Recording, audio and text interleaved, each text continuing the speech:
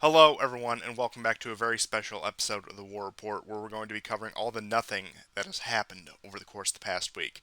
Now, you know what that means. When nothing ever happens, we're always joined by a very special guest, that being Geo.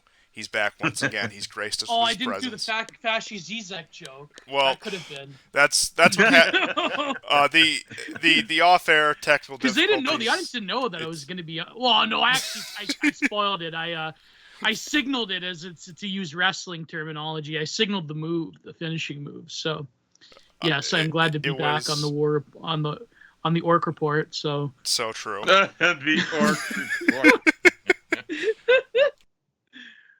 But a Have you wise man guys once said it was over before it even started, in which case I will hand the floor over to the GSP before we get into the real meat of the episode to give us just a brief update on the situation on the ground in Ukraine.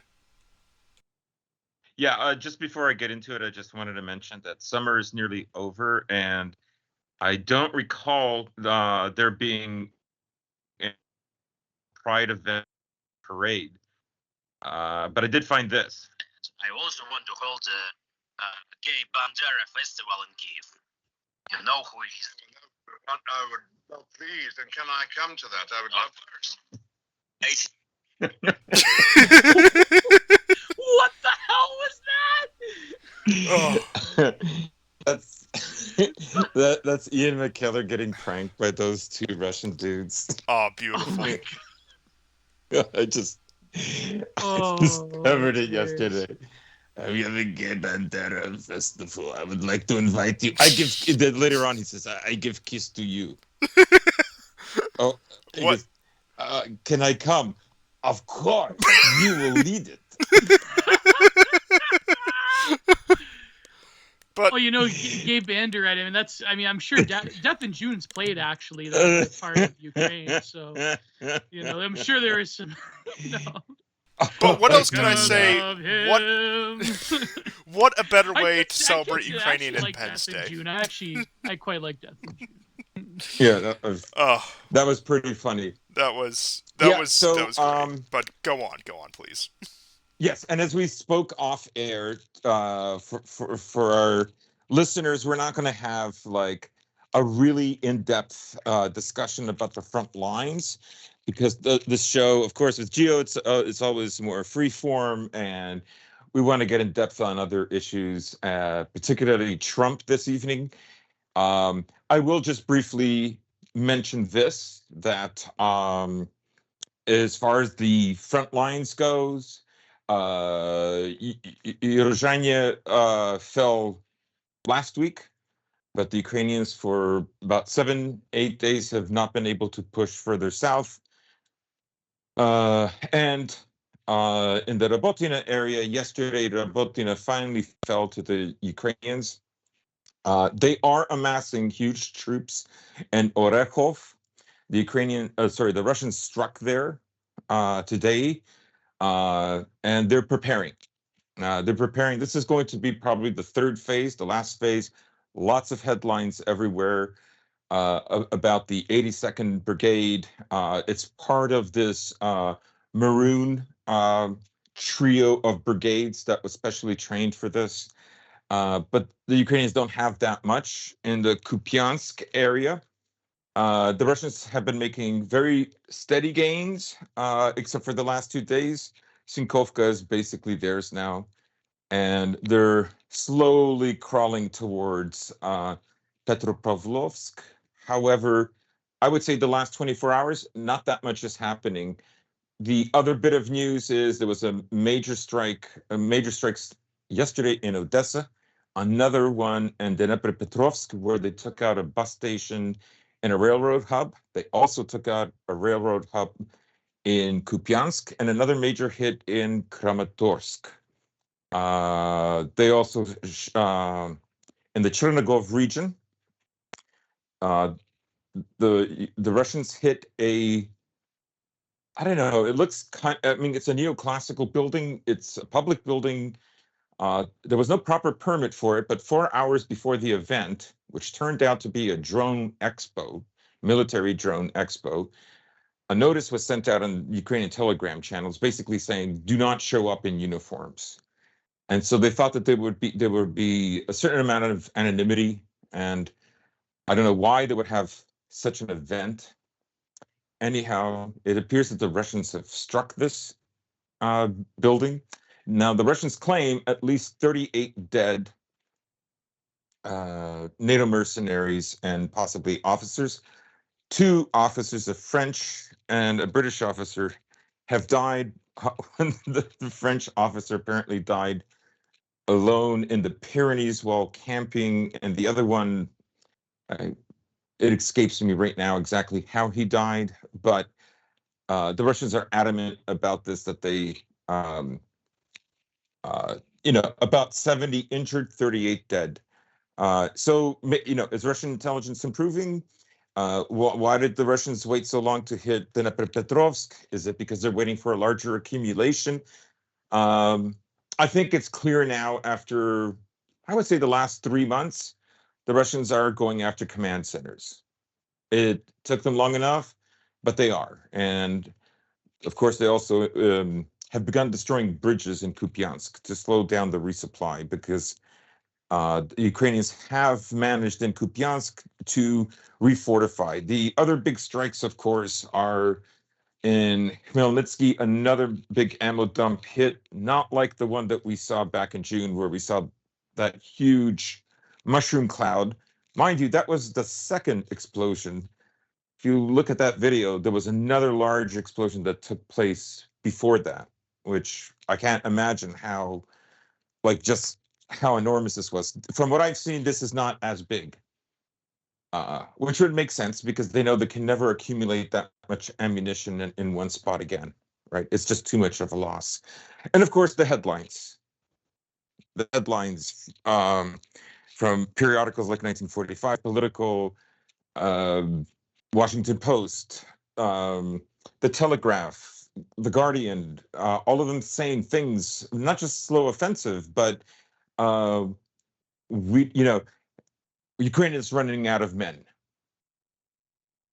The Guardian had an article about how men in East Donetsk, in the Donbass, and particularly in the Donetsk region, because almost all of Lugansk is liberated, men are refusing to go to work. The factory owners and managers have been saying that they're just staying at home or hiding somewhere.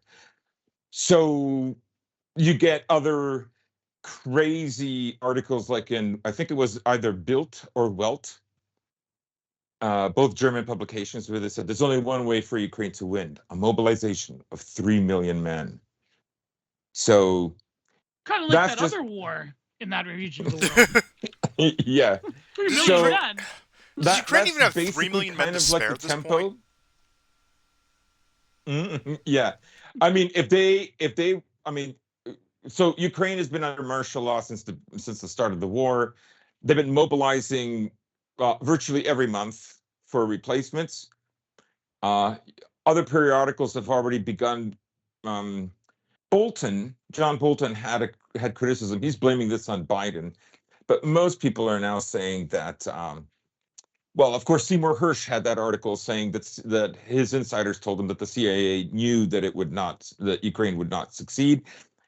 However, other mainstream publications are kind of saying, well, they didn't succeed because they didn't follow what the Americans and the other NATO member countries that trained them should do. They didn't follow the instructions. And of course, on this show, we've always said they cannot do combined arms warfare with with barely any air defense.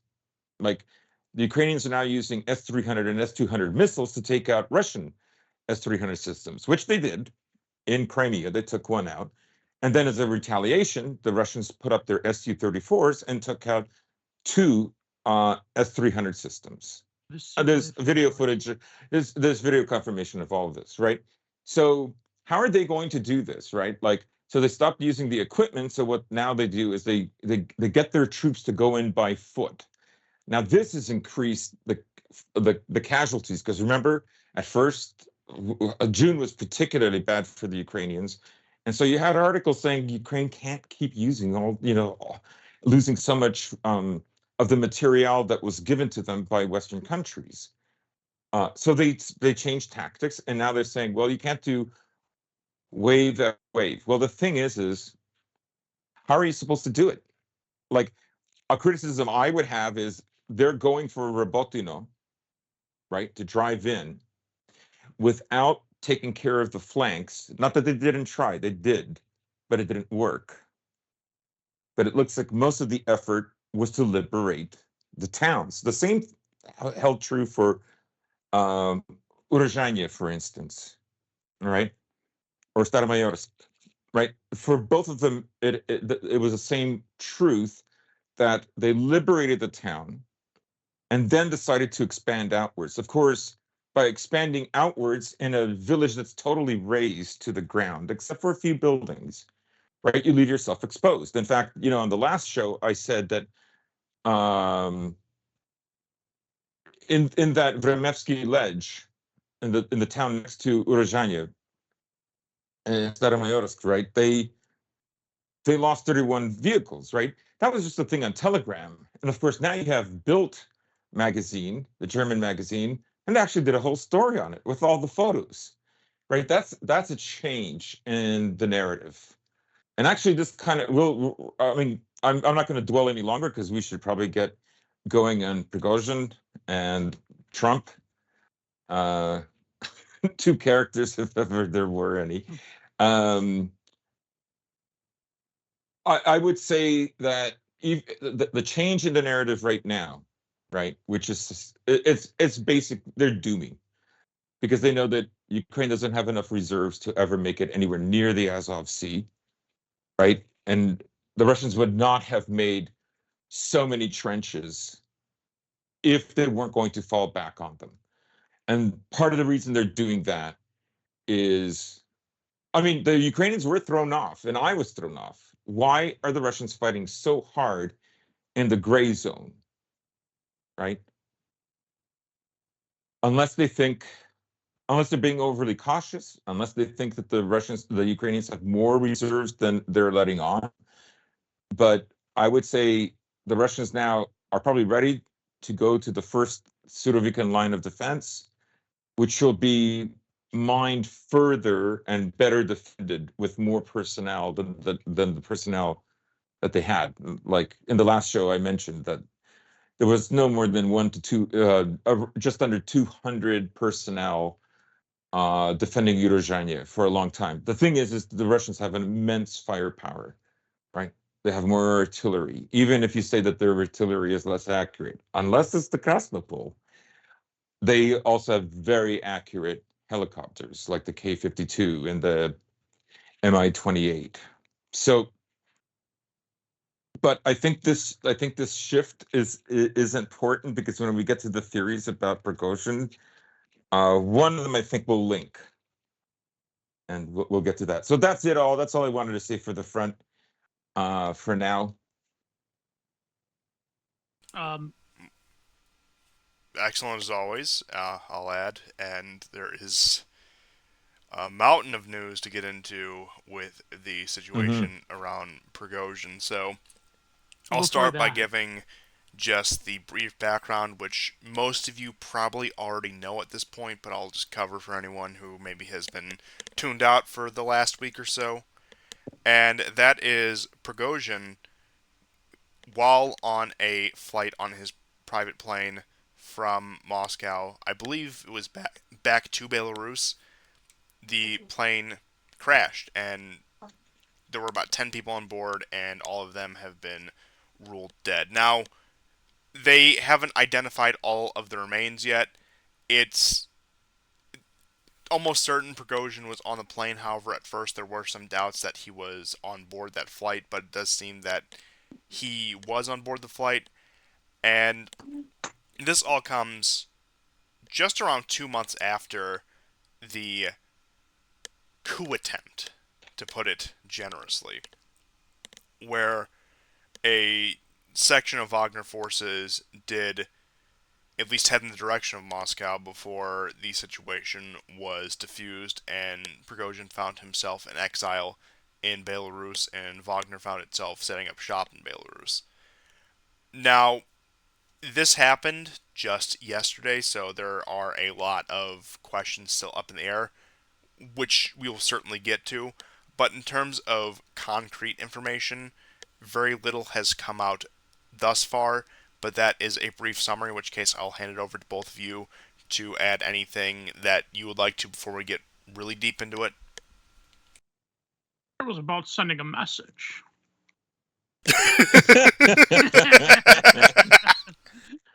I noticed the Coolers uptick in of Bane thug. posting. Someone has to stay behind. Oh, RIP to a legend. Like, here's the thing, okay? I think we all know who did this. NATO. No, I'm kidding. There were some schizos that said that NATO did this. Okay, I said this on BTR. I said that BTR. Oh my god, I can't. I'm gonna kill. Oh, sorry, Digital Archipelago. God, I can't believe I made that slip. Because every time I think of never mind. Freudian slip on Digital Archipelago. I said this today at the time of recording.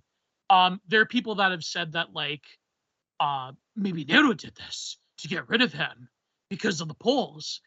That really doesn't make sense. If anything, now I could be wrong, you gentlemen might know more, but if anything, I think that the existence of Prigozhin is probably more important to NATO, to Brussels, and to Washington than it is to the Kremlin.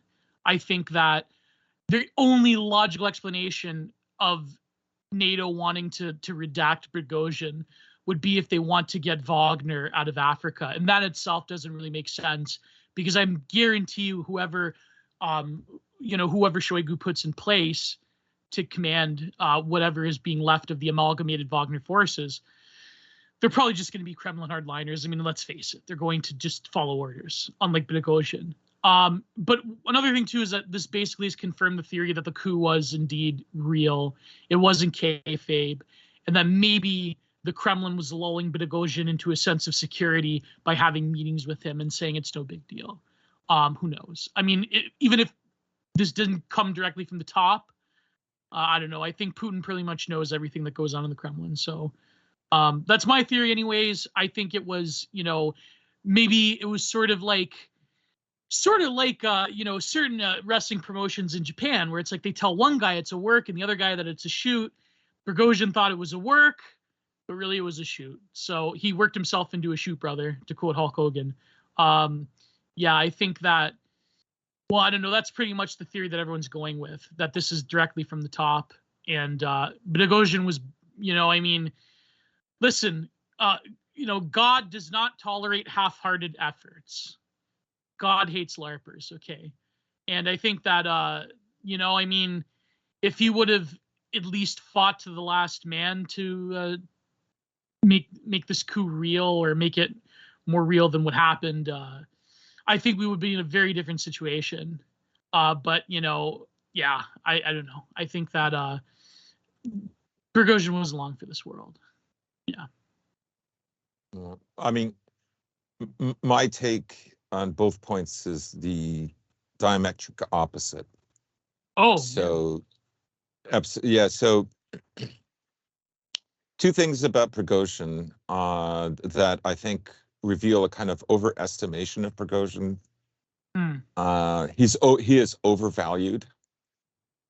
And the point I was making is, I think the West understands that Ukraine cannot win an attrition war. Yeah. And Prigozhin was not a threat to Putin. I think it was obvious that Wagner was not going to upset the balance of power or cause Putin to get rid of Shoigu or any of that stuff. All those arguments by Prigozhin could have been, depending on what you think actually happened, they could have been basically the cover for nothing more than him upset that he's losing his contracts because of criticism. But of course, the whole thing could have been a kayfabe, right? Yeah. So my take is this: there is no reason, like, if you go with the idea that Putin did this, or Putin okayed this, okay, then what you essentially are subscribing to is Putin is a madman, right? Mm. Putin can be tough. He can even be ruthless, but he's not stupid, right? So let's take a look at when this attack happened, right? It happened yesterday, which was Ukrainian Flag Day. Today is Ukrainian Independence Day. Yesterday was also the first full day after everyone involved in BRICS landed. Sorry, the day before. So yesterday was the first day of actual like meat and bones meetings that took place. Why would Putin want the world's attention, even that of the West, to be focused on Prigozhin? I know the West would want that. I know Ukraine would want that. But like again, you have to make up your mind. He's never done an act of ruthlessness that also had the signature of stupidity. It's not there, right? Um, so no, I don't buy that. I see no motive for him to have done it. He could have killed him sooner. He could have killed him later if that was what his intentions were all along. This merely promulgates the idea that Russian is a thug state. Um, and also, the man is a hero to at least half of Russia. Well, now that you brought up Like, heroes, I want to Yeah, bring up true. another very interesting element about this case. Now, correct me if my information is out of date here, but was not Dmitry Utkin on board that flight as well? he was, Yeah. as well as the other veterans. Oh, is that the guy with the tattoos? Well, there's an argument that that's not really him. Hmm. That's not Utkin. The shape of his eyes are slightly different. I only Interesting. found that out a week ago. So That's interesting, though. I mean, obviously, like Utkin chose the name Wagner, right? yeah. And Wagner was the favorite composer of Mustache Man, right? Mm-hmm. It doesn't necessarily negate like the, quote unquote extreme right wing leanings of Wagner, right? Yeah.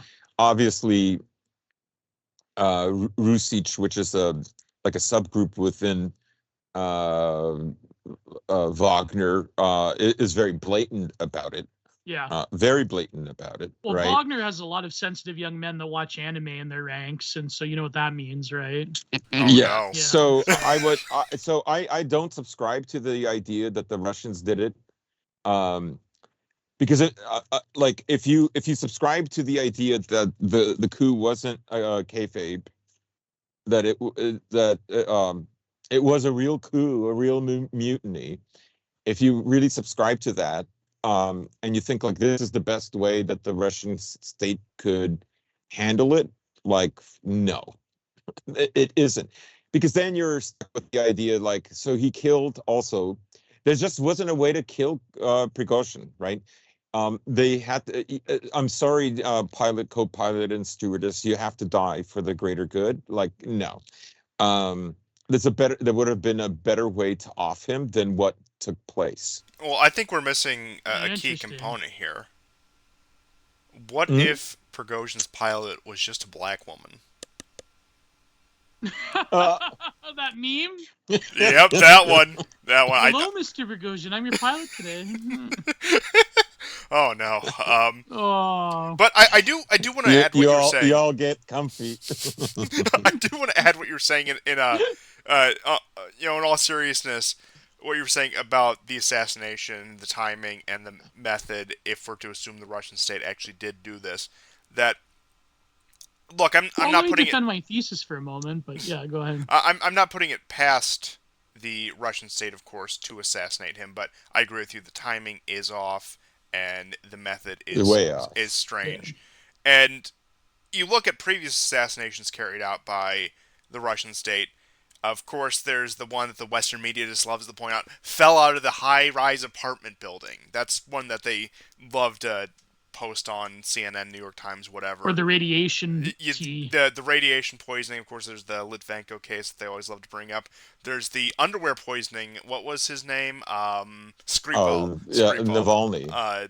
Oh yeah, The Navalny too. Navalny was the under. Remember the first explanation wasn't flying. So then they said, "Oh no, it was his underwear that they tampered." Yeah, I can't remember what they see, said they did to there's a pattern Skripal, here, but right? Every time they have to do something important, right? Like every time Russia has some important event, which could be the Olympics, right? Maidan, the World Cup 2018, the Skripals, as if like that case is completely unbelievable. It's ridiculous. It was spread everywhere and nobody died in the entire town. Like Litvenko's case also is very problematic if you go with the official explanation. yeah, right. And The Nemtsev, Nemtsev is assassinated right in front of the Kremlin. Like, give me a break, right? Nemtsev had all kinds of he had all kinds of enemies, including other oligarchs and the Chechens. Now, Prigozhin had enemies as well, and they probably included oligarchs too, right? So, but if you look at from the like, they too could have killed him later or earlier, right? I think the fact that this story is going to take away from BRICS, and BRICS made several announcements today, including the fact that now Saudi Arabia and United Arab Emirates, along with Egypt, are all going to join BRICS. Recall that 2 days earlier, the Americans sent, I don't know if it was Blinken or not, but they sent their envoy asking that, basically guaranteeing them that if they wanted to start a nuclear weapons program, America would, on the surface, object, but it would not stop them, right? And Saudi Arabia basically has turned it down. That was in lieu of them going along with BRICS. So Argentina is another country that shares the border with Brazil. So no, I don't. I don't think. Like I say, internally, anybody could have killed him some other time. If it was somebody internally that killed him, right, then it's somebody that's extremely cognizant or working with the West, because of the auspicious nature of the date of when it happens. I know it was exactly 2 months after Prigozhin, did his stunt. I doubt very much that Putin gives a shit about that. Now, the BBC did a little 10 or 11-minute story on it today, on Prigozhin and who went, and of course, right away, the FSB. Later, they say, well, Rosenberg says, well, we don't know for sure. We can't prove it. We may not be ever able to prove it. But his conclusion was, this will make Putin stronger because he will intimidate anyone else who might think of staging a coup or trying to it's a clear signal, right? But I think they've known for quite some time that there isn't going to be a coup in Russia, right? And Prigozhin did this. Let's say, even if you believe the idea that it was like, I don't know, completely organic. It would have been 19 days since the Ukrainian offensive. The images of the blown up Leopards and Bradleys south of Orechov were already published, but the people were still in the early stage. It was still not quite 3 weeks since the offensive, and there was still plenty of time, right? Well, by the end of nearly summer, right? We're nearly at the end, and things aren't going very well. And you have a plethora of articles, particularly since August the 14th, that are basically doomsaying, right? Trying to find, sort of scapegoating the Ukrainians now. after more intelligent articles preceded these particular articles, saying that they never had a chance without an air force. So I would say them coming down with the conclusion that this leaves Putin in a stronger position. Maybe it's a bitter pill, but um, I think it's something that they've known anyways. And now they can admit it. Just like now they can admit that the counteroffensive has not worked, right?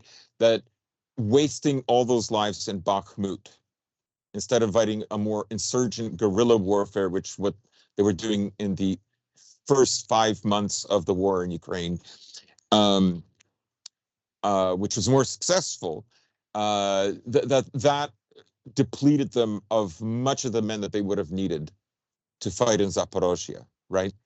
So, Yeah. um, like you cannot have these articles. Like, I mean, last week's show we were talking about articles from mainstream Western sources, highly respected newspapers that were saying Ukraine's losses are in the tens of thousands, right? They have never agreed with the Russian MOD ever saying those things. This is the first time where they're almost in agreement, right?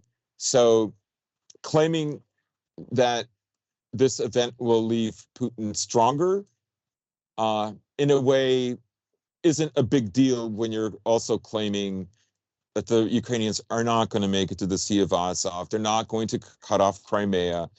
That, in fact, they're going to have to think about playing a defensive role for the next 8 months. Yeah, but I mean, but what incentive would they have to kill Prigozhin besides an optics victory against the Kremlin? Well, I mean, but that's just it, right? That's just it.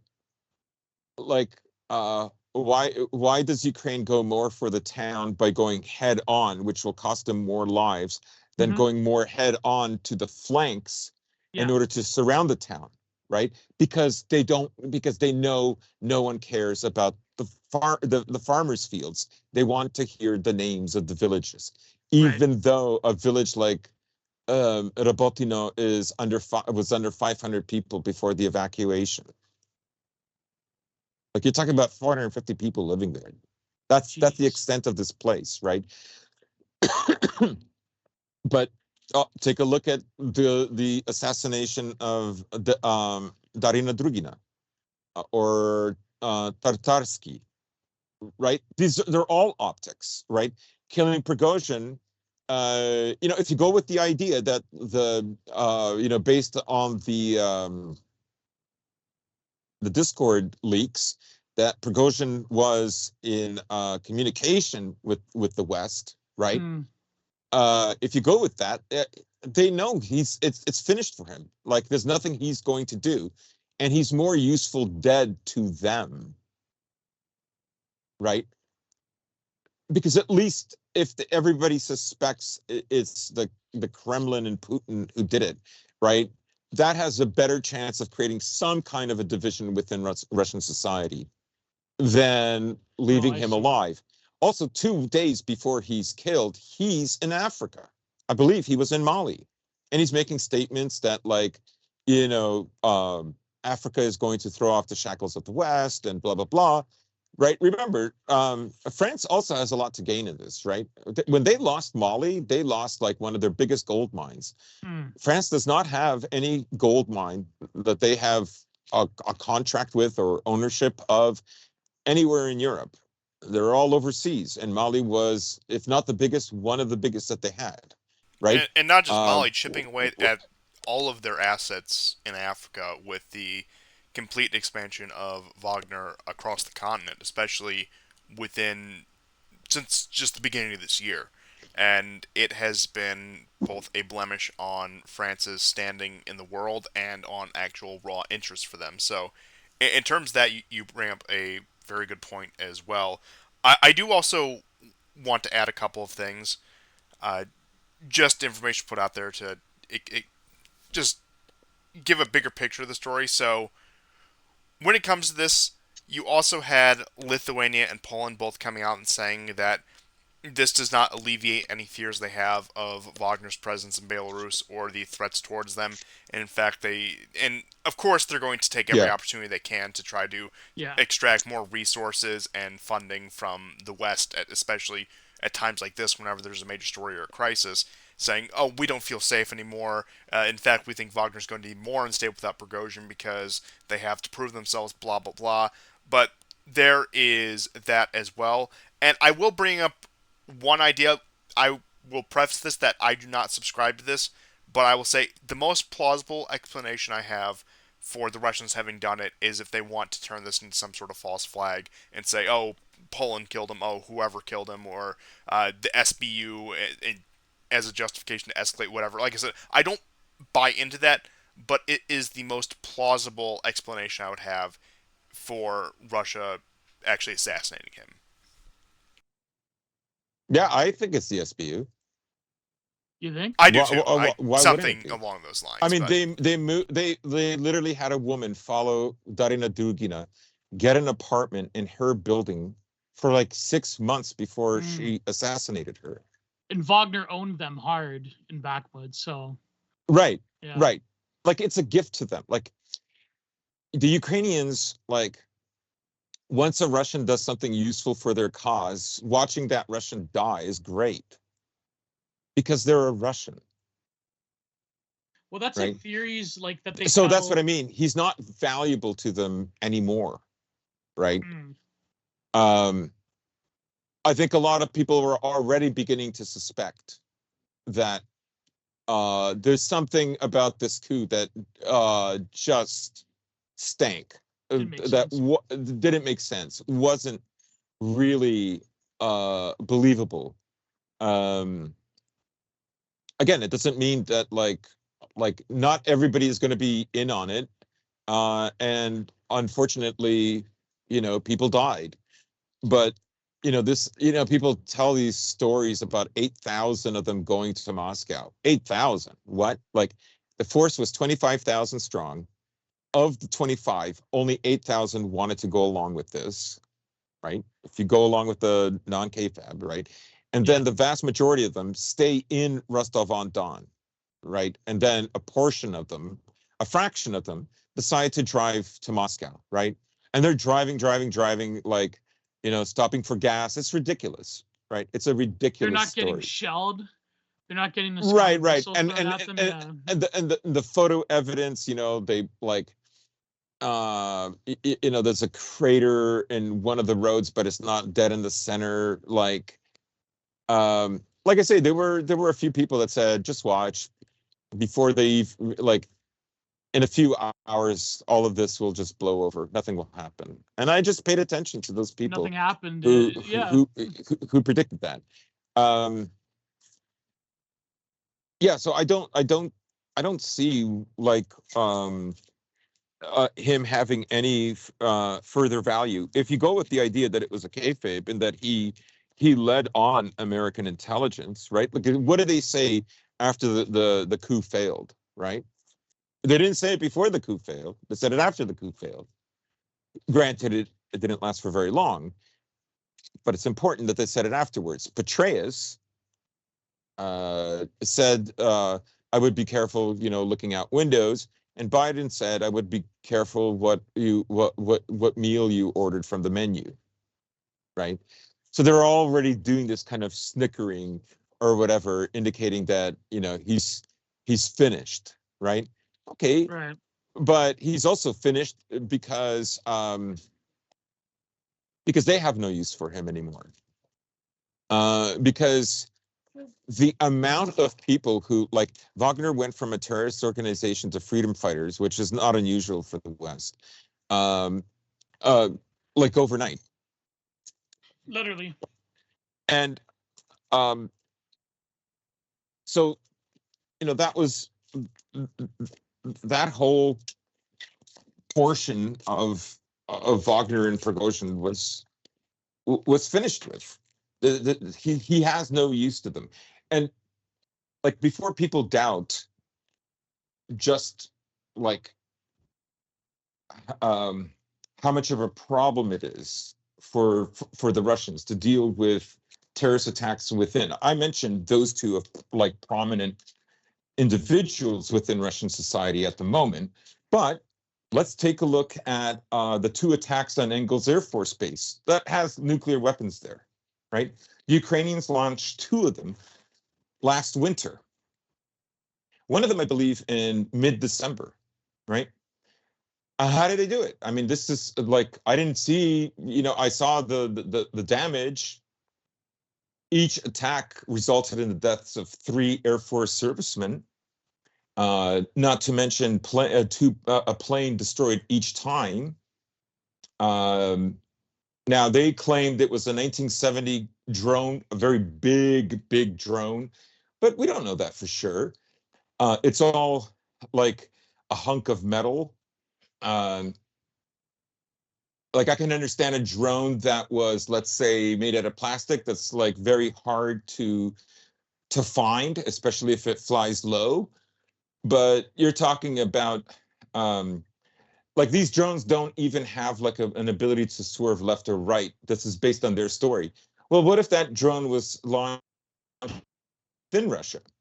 And just 3 days, or no, about 4 or 5 days before Prigozhin, right, there was an attack in Novgorod at another Russian Air Force base. A Tu-22M was destroyed with a drone. Now, if I left it at that, it would be like, okay, so it happened, right? But the photo evidence of it appeared right away, and it was sent to Ukrainian Telegram, right? That's odd. Like, what's the security there? Who's there, right? That to me signifies a state that has big infiltration problems. And it's why I tend to believe that what Prigozhin did was some kind of a kayfabe in order to reveal people who thought, yeah, this is it. It's going to happen now. Right. So if you just look at the totality of this, right, and like a lot of these problems are not, they probably will never be solved Yeah. completely. The Russians are dealing with it better than they were last year, but still, losing one of the bombers that you use to strike with Kinjal missiles, like that's a big deal. And this also is not to And mention it's in Novgorod. That there's no way that drone flew like 800 miles. There's no way. It doesn't have, even if it could never be detected, it would never even have the gas to get there. That's launched from within Russia. yes, and that's also to not to mention the number of drone attacks on Moscow and the Kremlin in particular, just within the past few months. I think there was one actually within the past week as well. Yeah. Now, not much came of it, but the fact that these are able to either A, penetrate Russian airspace from outside, or B, somebody's launching them from inside, it does reveal major security flaws. And that also reminds me, I think it was in spring, summer of 2022, when you had the airfields in Crimea that were coming under constant sabotage and assault. Yeah.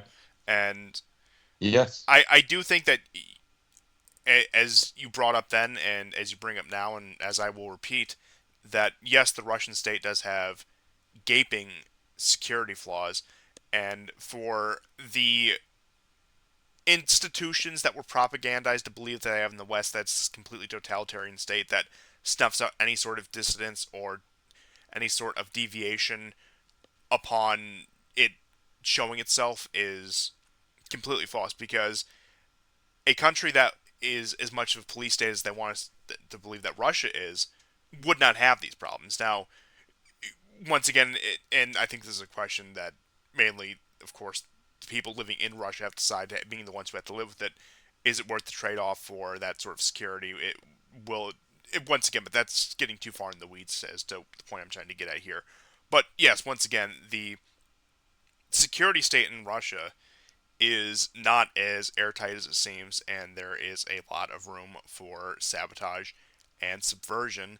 And I do think that while I wouldn't 100% co-sign your statement about Prigozhin being a sort of bait to lure them out, I do think there is quite a bit of merit to that, and I do think what we're also seeing with this Prigozhin assassination is further with that, and it does raise the question, especially with SBU operations inside of Russia, which I can presume are probably pretty deeply entrenched.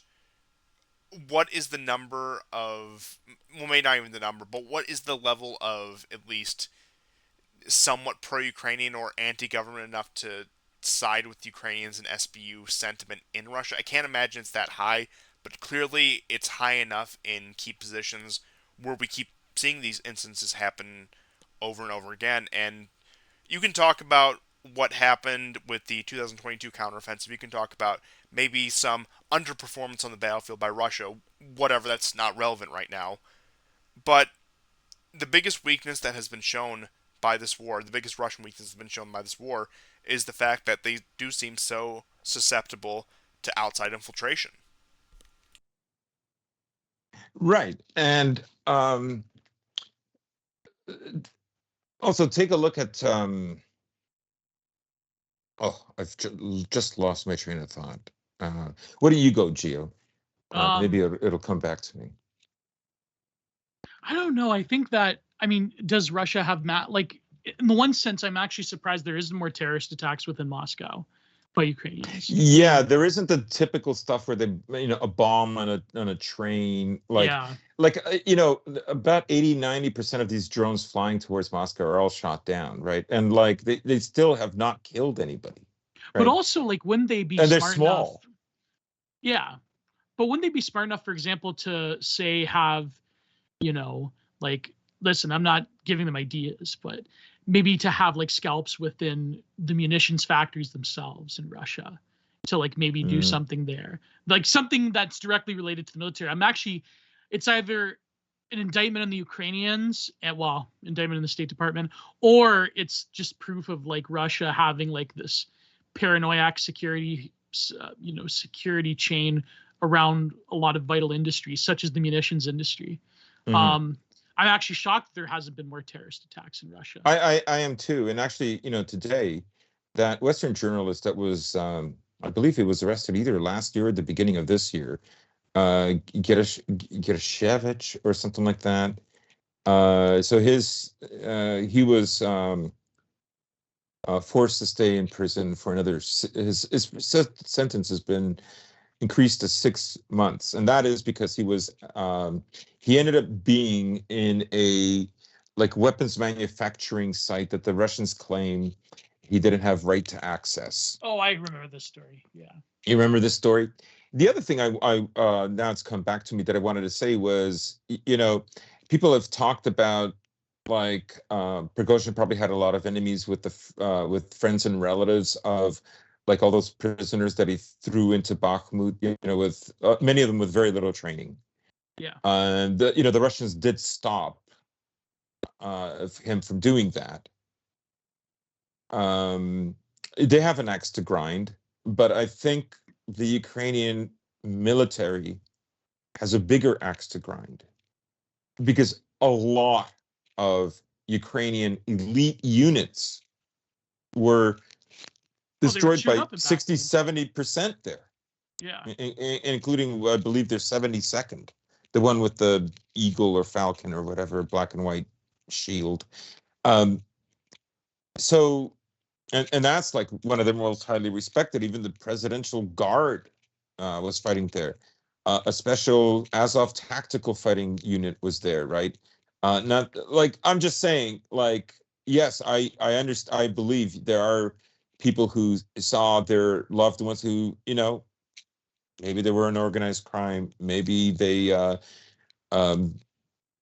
committed some heinous act. And in fact, like one of these Wagner prison soldiers, like 2 weeks ago, he killed 6 people. I saw that train video. Was he on a train? I don't. No, that was another one. No, he went from one house to another house. Yeah, he went crazy. He just started butchering people. 6 people, 3 in each house. right? So, I mean, I'm not saying the war made him do that. Maybe it did, maybe it didn't. Maybe he was already in there for murder anyways, right? You know what I'm Yeah. saying, right? Even though he Like, for said, a lot like, of, I know Prigozhin said he wasn't going to take murderers, but who knows? I mean, who yeah, who knows what knows, right? happens? Yeah, yeah. I don't know. I mean, but maybe the war drove him to it. I don't know. I mean, that wouldn't be a first, that's for sure, Oh right? yeah. Well, in America, that But happened. I'm just saying, for like these attacks, these things that happened for Ukrainians are morale boosters. We've just witnessed 2 weeks of like morale in the ranks of the Ukrainian military is very low right now. Videos. There was one by a Danish TV station that even interviewed Russians in the Bryansk region and Belgorod area, and said, "What do you think of when Ukraine like shells you guys? Do you think like maybe do you reconsider the war?" They go, "No, we hate them more now." But another one, had a soldier talking about how many losses. Last week's show, I spoke about a Le Monde article, right? So, um, like the West would not be doing this, okay? Because that's only going to accelerate the the downward trend of their morale. And Mhm. and Ukraine needs to keep the morale up, right? Like every pinprick attack, everything that hurts or kills a Russian is very positive for them, right? And for the West, it has a different use. For the West, it's eyes off bricks. It's also eyes on Blumph and all that stuff, right? And you get to like people have a caricature of Putin and then they have a caricature of Russia, but that's Russia has always been a caricature for the West, Yeah. right? Like there are differences in culture, and maybe that's why sometimes the Westerners think that there's something enigmatic about them. But half the time, it's just that the fact that all they know about them is a caricature, right? That's why I say he can be ruthless, but no one has ever accused him in moments that he's been ruthless that he's also been stupid, and this would have been stupid, right? I just don't think they're attached. Like, remember how people thought that Russia was going to launch another major offensive on the anniversary of February 24th? They never did. Ukraine did. I remember they Ukraine. said that there was movements in Kherson region, but like that never came of anything. No, that was just overplayed. Like the Russians literally do not care about that, right? They have their memorials, they have their orchestras and their performers that acknowledge this or that day, especially for some World War II battle that took place. Remember that Putin was in Kursk when this happened. Yeah. I would say that this event would probably put Putin ill at ease, because if this is, I'm like, okay, Prigozhin does not have the kind of security blanket that Putin does, obviously, right? Wagner supplies that to some degree, but a lot of these guys are just cowboys. Let's be honest. The plane, for instance, They're good for direct fighting, not for is like a very though. old plane that they died in, and the sanctions made it difficult for them to find parts for this plane. So, but people are going with this idea that there was. I mean, it's too early to tell that there was a bomb somewhere like in the wheel well, where the wheels are tracked into. The I the mean, I don't most know. ridiculous one I've It's seen, which I feel obligated to mention, is they alleged Mm. it was hidden in a wine crate. Yeah. No. Well, that was symbolic of Prigozhin doing the wine thing. Remember for the memorial? Yeah, Oh, that's very One patriotic. thing, in the video, you don't see flames and smoke, and like obviously one of the wings is gone, right? And you see some kind of white um cloudy substance emanating from it, but is that because of the way it's falling? Is it something from within? Like it doesn't look like a plane or a helicopter that's been blown out of the sky from a air defense system, right? And I mean, maybe losing the wing, that's interesting, right? Because then there's no way to get out of that. And I think I need to bring up the obvious. If it was an air defense system, especially from what we've seen in Ukraine, would there not have been somebody near the launch site that would have gotten video of these missiles being launched at an aircraft? Oh yeah, not just that, yeah. not just that. America would know. Oh, Oh, absolutely. definitely. America would know because when Russia's launched Kinjal missiles into Poland, they killed 2 Polish farmers and ruined their tractor. Remember when that happened? Yeah, that was RIP And actually, the tractor. air Americans defense said, no, missile. no. The official word from the Pentagon and from the White House was no. Now there was some, I forget his name. There was some former Pentagon idiot who said it was the Russians right away. But Oh yeah, I remember. Who was do it? you remember that? But like, It and was then it was they some they like even gave the coordinates where it was launched from, right? yeah. If that was from a Russian air defense system, I mean, they could extend this story for a week, right? That would cause division. Who would do this, right? Because now the crime would be like really obvious. It was the MOD, right? Yeah. So if we're going to go that route, that's probably not likely. Does it necessarily mean that the MOD, like if you want to go along that the MOD did it, then it would be something that the MOD would probably avoid? I'm just going by, like, I'm no expert, but I'm just saying, in watching this war, I've seen aircraft go down on both sides, and usually when they do, they're on fire, right? Because an air defense system has hit them, or a lot of smoke is coming out. I just didn't see this, and it could be because the wing got blown off. But in any case, right? Like, I mean, we'll just have to wait and see. But if the Westerners, if if they have stuff flying around in Finland, because this place was in a town called Tver, and it's like halfway between St. Petersburg and Moscow, but it's I could be wrong, but I think it's a little closer to Moscow than St. Petersburg, but Yeah. it's in between those 2 cities. And like, you would think that they would be able to pick up on that, right? Like, and that would be like a gold mine for them. Well, I mean, it makes sense, but at the same time, yeah, he did have a lot of enemies, and I just well, because Wagner's already being integrated into the Russian military anyways, right? So Yeah, part of them have. and Poland's never going to give up. They're always going to find an excuse to hate the Russians and to say Yes, that they, are the Polish psycho Jack pointing at Article 5, right? So yeah. but Come yeah. on, America. Come on, you want to. But no, I think that well, I remember even like back in the day, people thought that the Russians, there was a conspiracy that they killed Givy and Motorola. Remember this? Oh yeah. Yeah. That they stabbed them in the back for whatever reason. I don't know. I mean, this is sort of like part of that tradition of Russian doomerism. yes, right? Like, yeah. Like if like, okay, so you're talking about like a group of people that look exactly like each other. Yes. And one side is fluent in both languages. The other one also is fluent in both languages to a lesser degree, meaning the Russian side, right?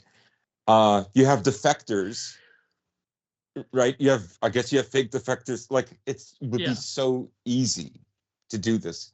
It would be so easy to kill them. And instead of that, right, it has to be the much shinier, spectacular, more intriguing idea that it was the Russian MOD. They did it, right? Because what? Givy and Motorola were going to drive to Moscow. Because Givy and Motorola were going to go on the offensive. Like, what are you talking about? Everything they have is coming from Russia. Yeah, and they already got rid of. They're not calling the shots. So, yeah. No, but that's what I mean. Like, even to extend the war, I mean, They displaced Strelkov. I mean, come on, why couldn't they do it to give you Motorola? Like, it doesn't make any sense, right? I mean, the Yeah. Ukrainians hated them way more than the Russians. I mean, come on, that much is pretty obvious. Of course, because yeah. Ukrainians have yet to create, like the Ukrainians simply do not have a hero. Yeah. Like Givy and Motorola were likable, that people in the West fell in love with them. Yeah. Right, and the Ukraine never were able to create that. I mean, it was effortless for the Russians. It was because these were just two cool guys, Yeah. right? And then and that's, and especially Givy, right? Oh yeah. And just their dynamic together. They were goofy, drinking tea while shots are going off, right? Oh, the shot's hot. Watch out. Yeah, like these guys are like they're so based, it's ridiculous, right? But they're goofy too.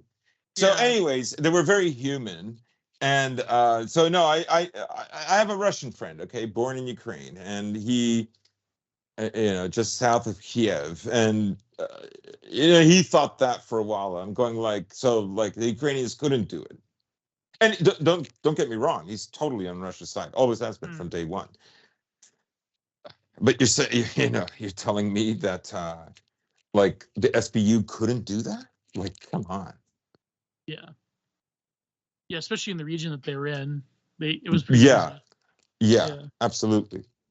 I mean, there were other guys that were assassinated, that were killed, right? But like Muzagovi, but Muzagovi, exactly, yeah. And there was the other guy, I think he was, there was another guy that was killed.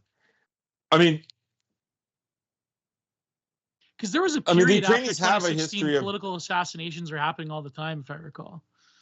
Right, but also Ukraine as a strategy for their independence has relied on terrorist acts, right? Remember that America spent 10 years funding them for committing terrorist acts, behind the Iron Curtain. At least 10 years. 10 years that they are willing to admit to, right? Yeah. So and that during the Chechen wars, they were very much in league with each other. Yes. That a lot of back and forth between Ukrainians and Chechens. They won't tell you that. That's a blemish on their record. That they would certainly prefer to forget with the, let's just say, loyalties of the Chechens for the time being, but never forget the facts at hand here. Yeah, and the Georgians. Yeah. What was Ukraine's position during the Chechen wars? They were pretty much Let's go Chechnya. Right? Yeah, of course. Yeah. Anybody against Russia. My favorite country is Ukraine, and anybody who's against Russia. Yeah. Yeah, exactly. And was there like links between the Chechens and the Ukrainians, or there was? Oh yeah. Oh wow. See, that's history nobody inside the West really cares to bother with, because it was a huge war for 10 years in the early 2000s. Almost 10 years. And that was a very significant war because a lot of the Russian officer corps basically made their teeth, like Sudovikin, made their teeth in Chechnya. And of course, Beslin and all that stuff. It's and a lot of the stuff that happened in Chechnya, a lot of people, it's almost like nowadays, the Americans, have this very weird amnesia when it comes to these things. Nobody remembers the Bush years or significant parts of the Obama years, with Iraq and Afghanistan.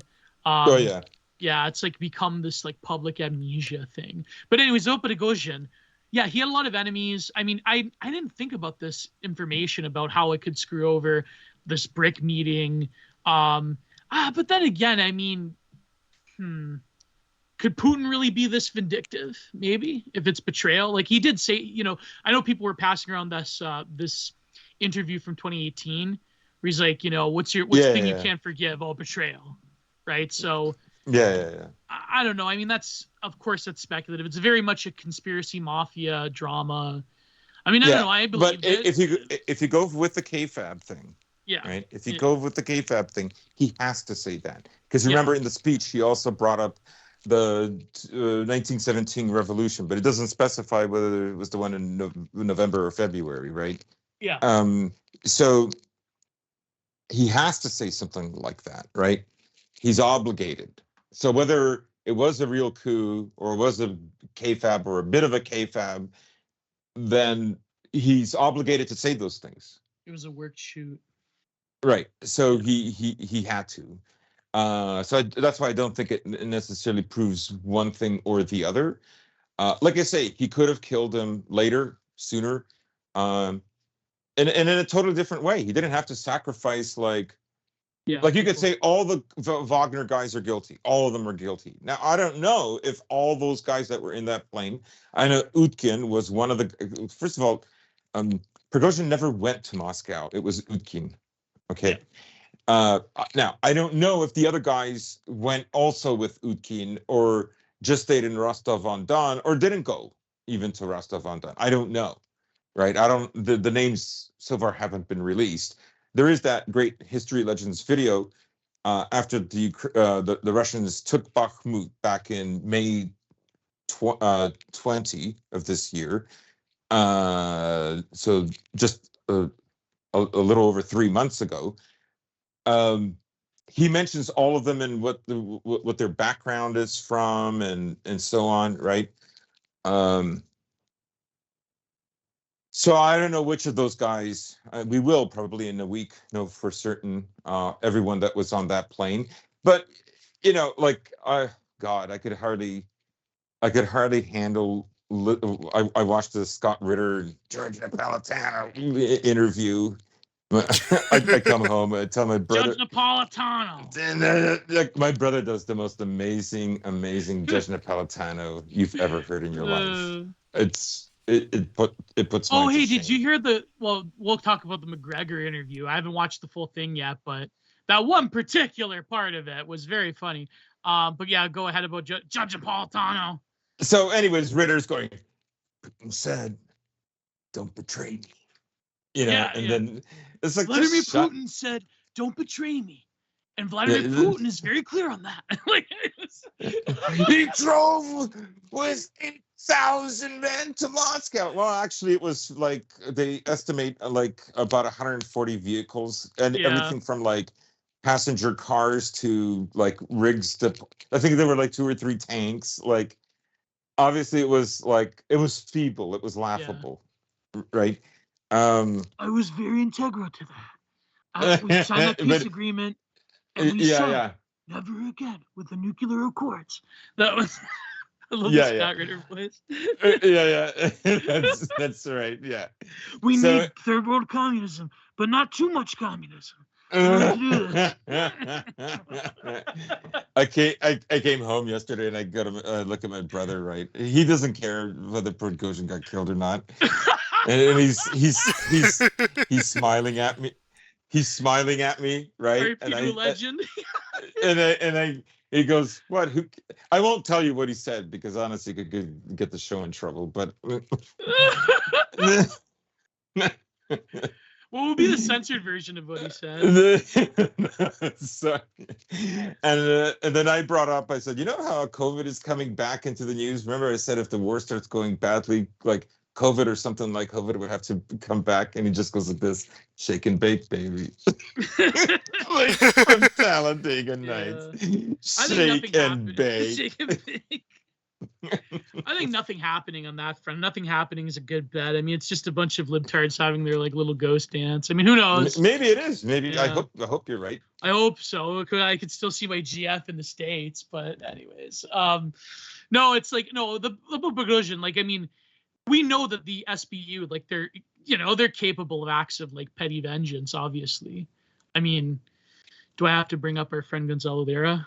Yeah. I mean, I don't know. I mean, I'm starting to think about this now, that maybe the Kremlin didn't do it. I mean, how I think. Okay, why I'm skeptical, and I lean towards your interpretation, GSP, because normies have like been memeing this all day now. All day, there's just been constant constant memes about the Kremlin, and there's like been edits of like laser beams from the Kremlin shooting down the plane. I mean, and, even Joe there's Biden been said like it at this Bane point. posting. Yeah, even Joe Biden has said it. So when normies get a hold of something, it's probably fake. I don't know. So yeah, I'm starting to rethink this whole Well, thing. Nick, what did Nikki Haley say yesterday during the debates? Yeah. Yeah. Putin's the fuck. He killed Prigozhin. Yeah. Did you see Chris Christie? I didn't know he was like such an insane neocon. He was like using like you know what he sounded like, who's that impossible woman they have there, Colby, what's Ashley what? Colton? I know who you mean. Ashley whatever.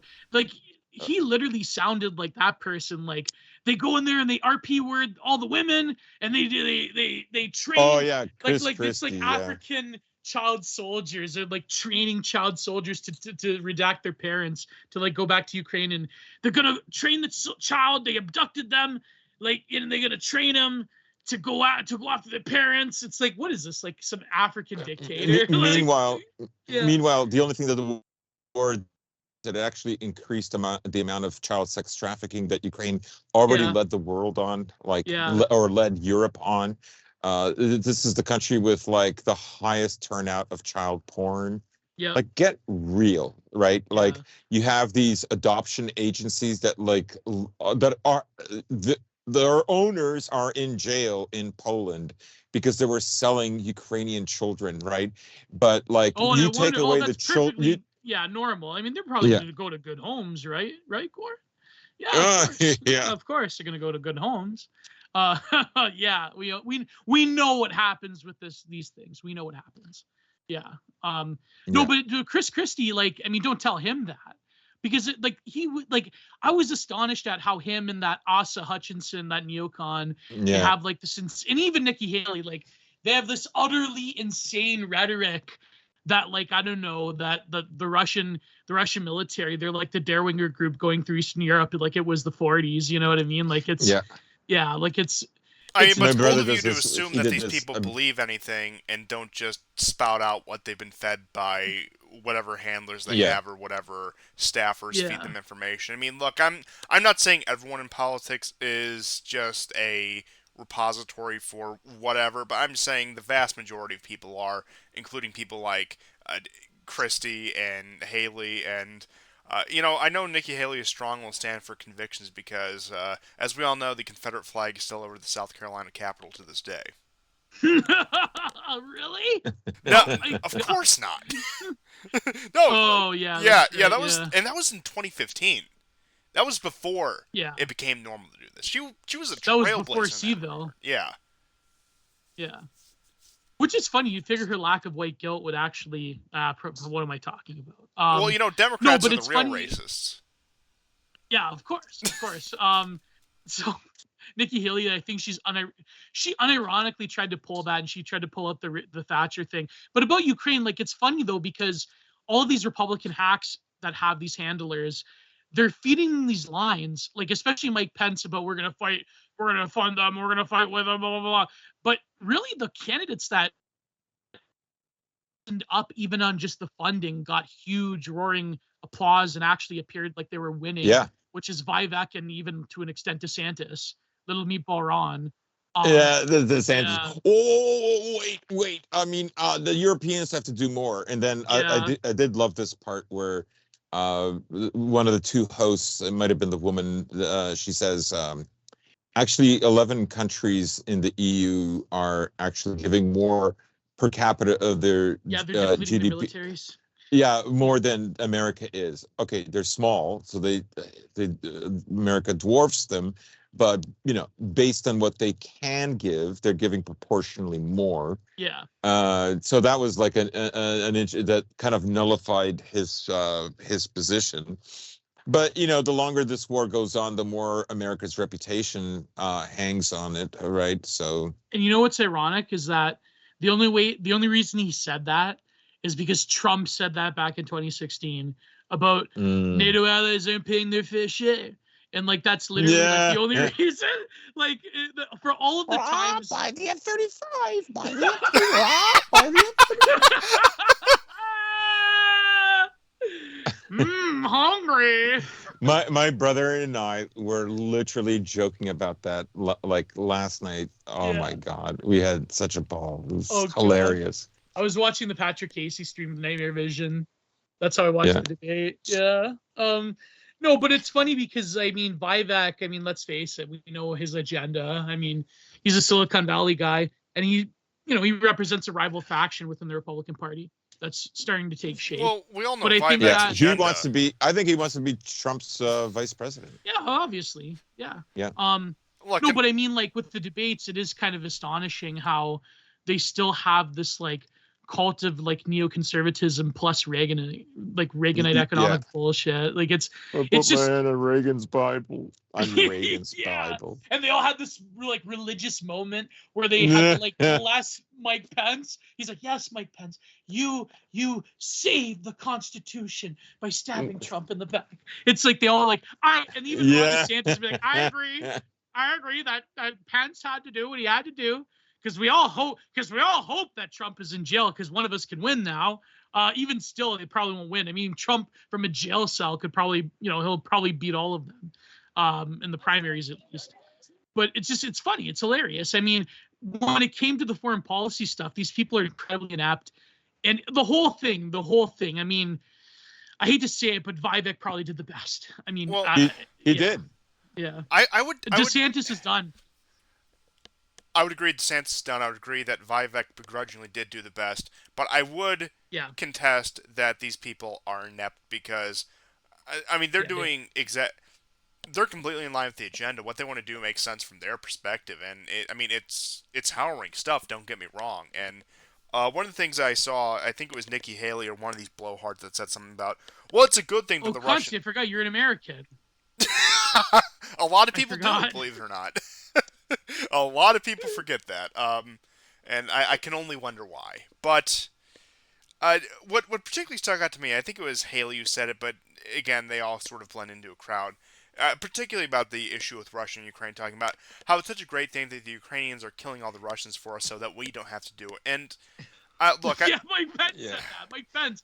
We don't have to go in there. Yeah. But I do have to say something. I'm sorry. Go ahead.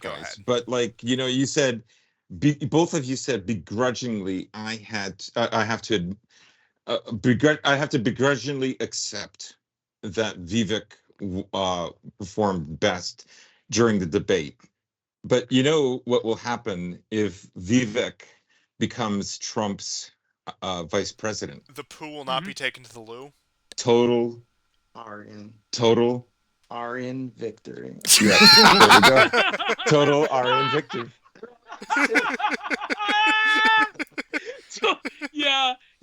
You just like see the one edit where it's like the spinny wheel and Sestry Debbie's behind him, like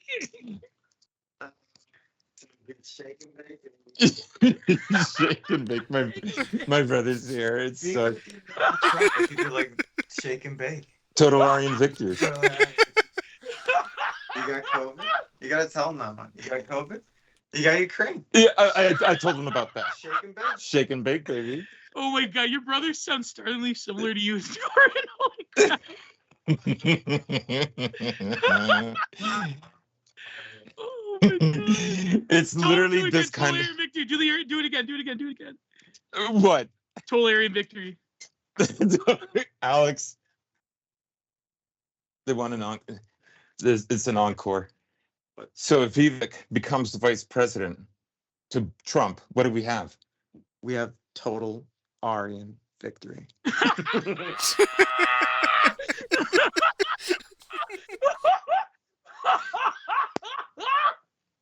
Oh my god! Never heard it down. That's incredible. That's incredible. Total Aryan victory. Thank you. God bless you, Theo. God bless Mark Andreessen. God bless. Guys, it's happening. God bless Elon Musk. We need to get him another space with Fisher King. That'll be amazing. No,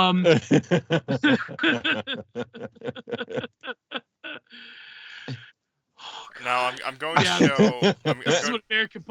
Constantine, say something about your country right now. What's happening? What's happening?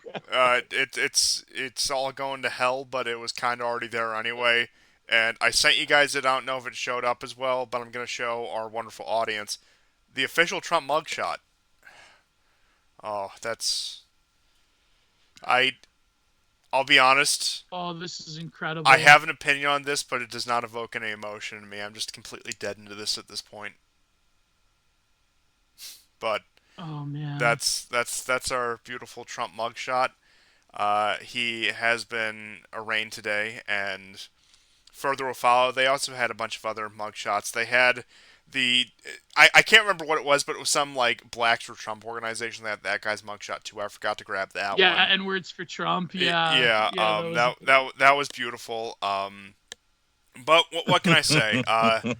Republican debates. All the police officers guarding the courthouse were also black. Did you see that?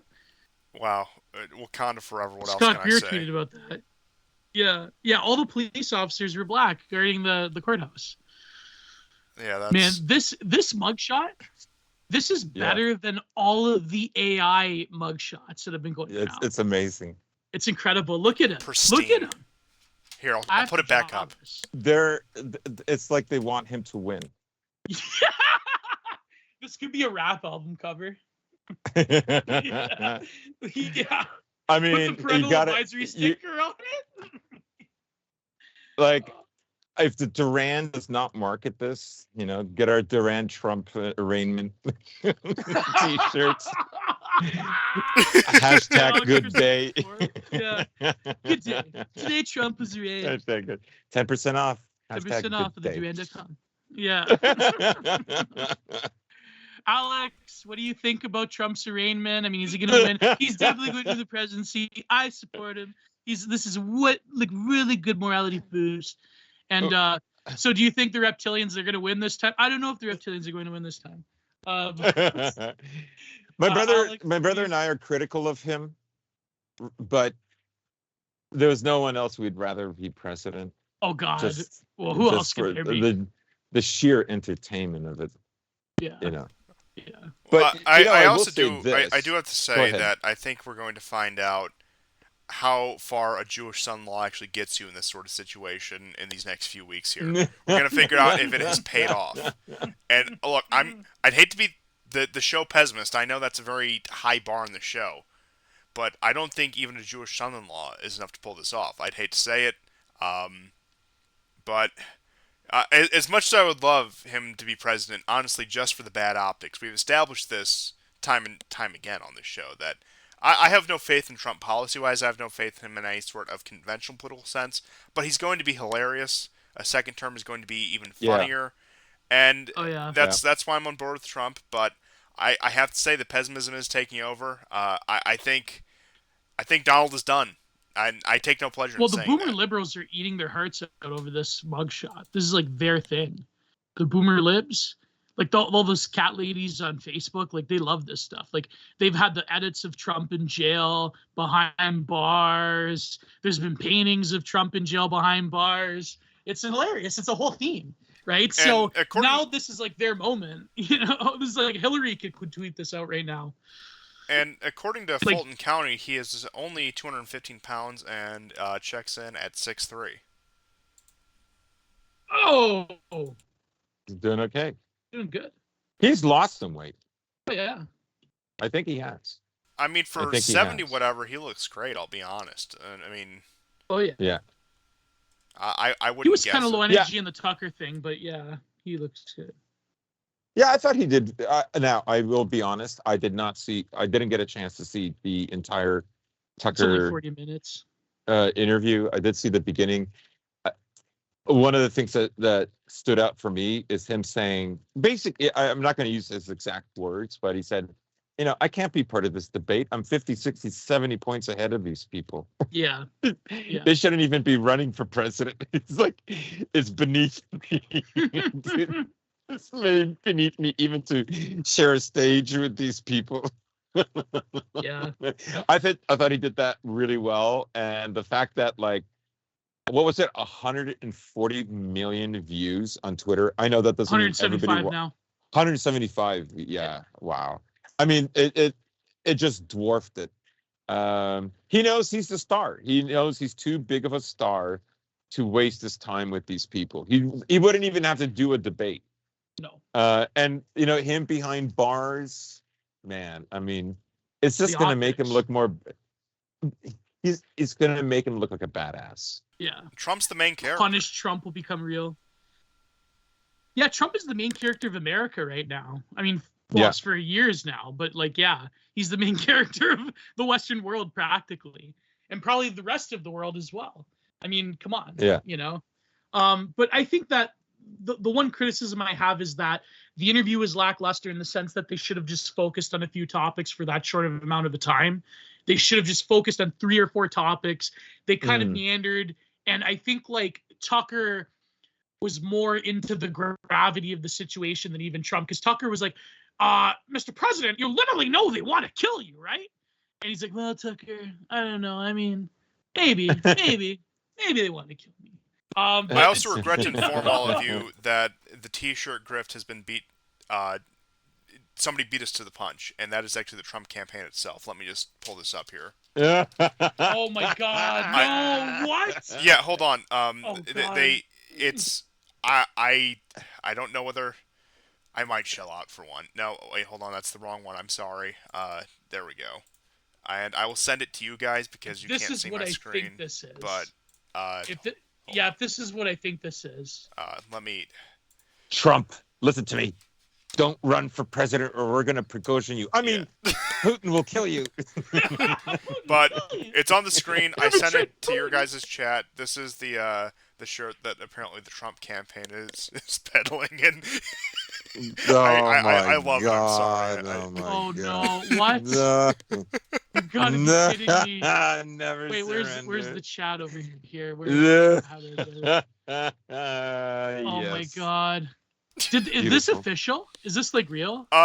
If I gotta get one. I need to find the link, but I'm pretty sure this is real. I could be wrong, but honestly, if it's not real, it's probably going to be real within the next few minutes here. No, but yeah, the official Trump campaign, like they just like totally marketed this. I mean, like they were you just know what so would be shameless. great crossover? The guys at Wagner begin wearing this. They wear Trump shirts. Oh my That would be the most incredible crossover. No, they'll have like an edit where someone will make like Prigozhin and Trump like having tea together or something. They'll have like, No, that Prigozhin's watching the sky. Yeah, you watch this. I watch the ground. You watch the sky. Okay, now I have more information on this. I want to play a little game of Price is Right with you guys. How much is the Trump campaign charging for these T-shirts? $50. 70. Like the block pool, the you were both over, but GSP were closer. They are at 47. Ooh, whoa, that's not too bad. Yeah. Yeah. Can you get them on Amazon? Well, look, they have all those bootleg MAGA hats. Surely we can find some bootleg shirts. I'm not encouraging anyone to violate any sort of copyright or trademark laws, but copyright or trade right laws. Let's just put it that way. So that's where we're at right Constantine, now. Yeah.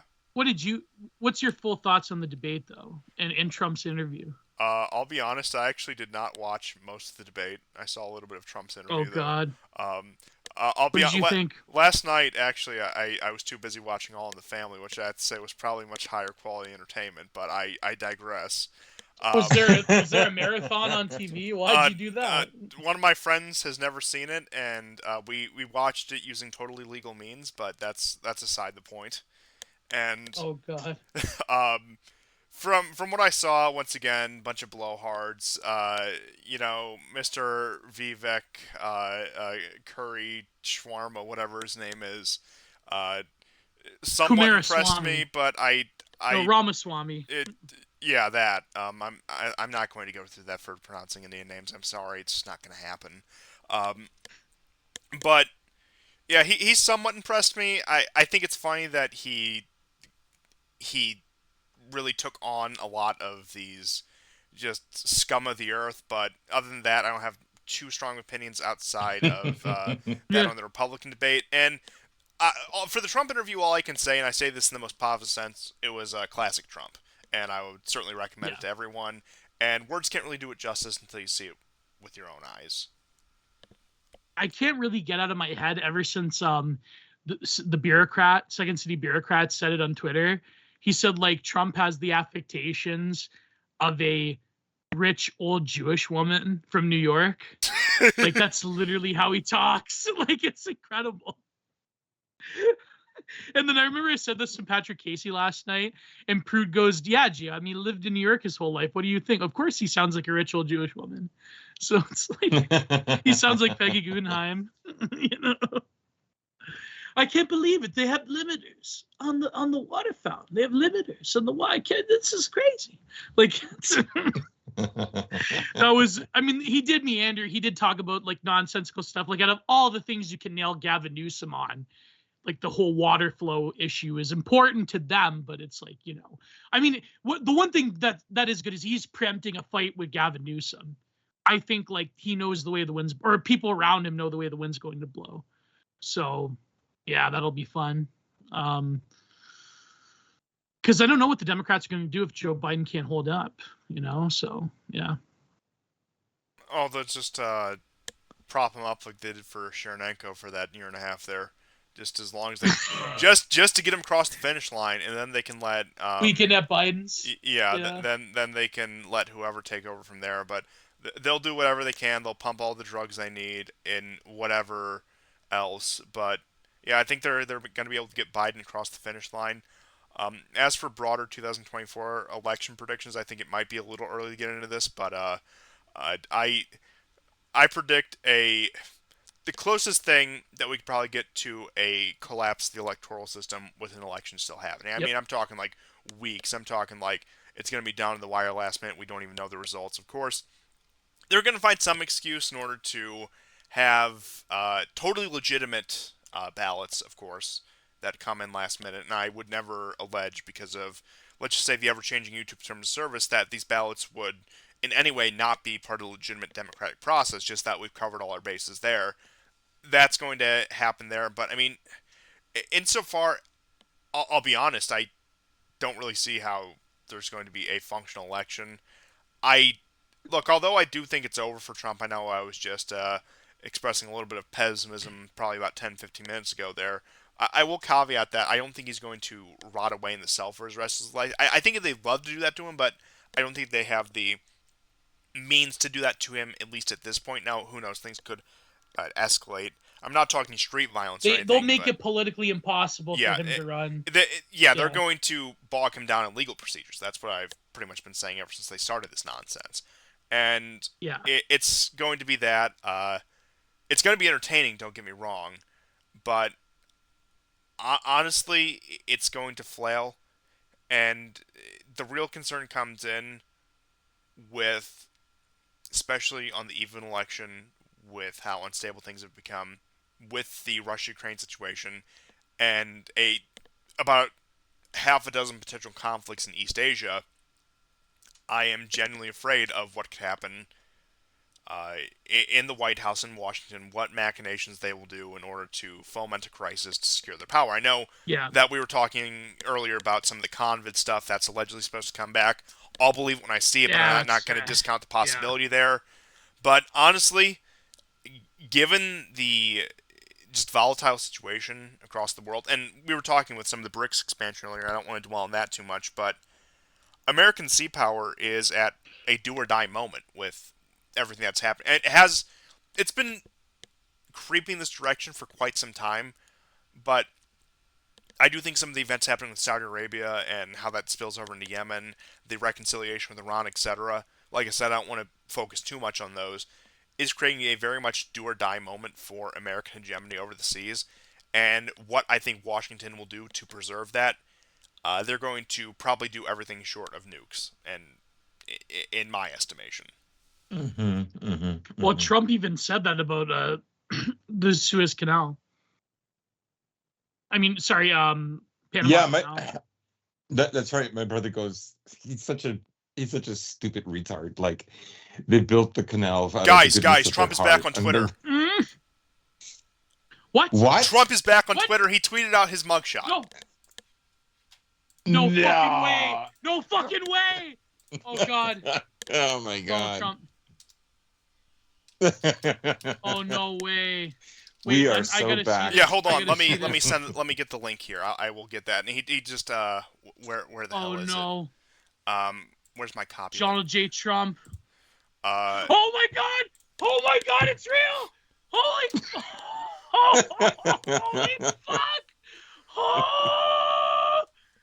yeah. Wow, unless he got hacked. But I doubt mean, it. I doubt it. This is In the first comments, Martin, let's go.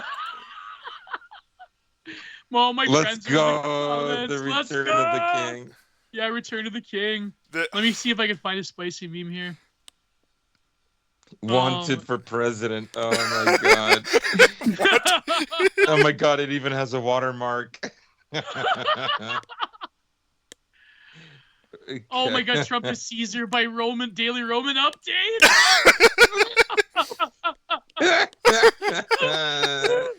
Oh my God, the edits of this are insane. Like Trump Giga Chat. Holy fuck. Oh my God, there's an edit of Trump as Justinian by Zealous Seraphim on Twitter. Oh my God. Oh my God, this is incredible. This is absolutely incredible. yeah, Boys, I think we're back. I It's think spiritually we're back. it's completely real. How I love how much that. See, it's amazing. The timing could not have been His better. timing. He has impeccable timing. Yeah, He has impeccable timing. yeah. And oh, by the Not way, like Night Owls is not on, like so. stupid Putler. Wait, guys. What if Trump killed Prigozhin? Have we discussed that angle yet? No, I have a theory. I have a theory that if Trump ends up dead, it'll be because they'll blame Putler. Because Putin, Trump betrayed him by sending those arms to the Ukrainians back in like 2016. That's the theory. yeah. Those well, didn't he send them like stingers or javelins or something that's just complete small potatoes compared to what's going on right Yeah. now?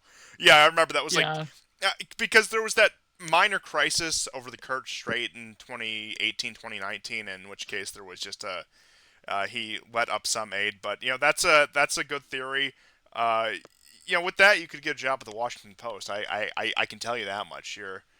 The pieces are coming together, and it's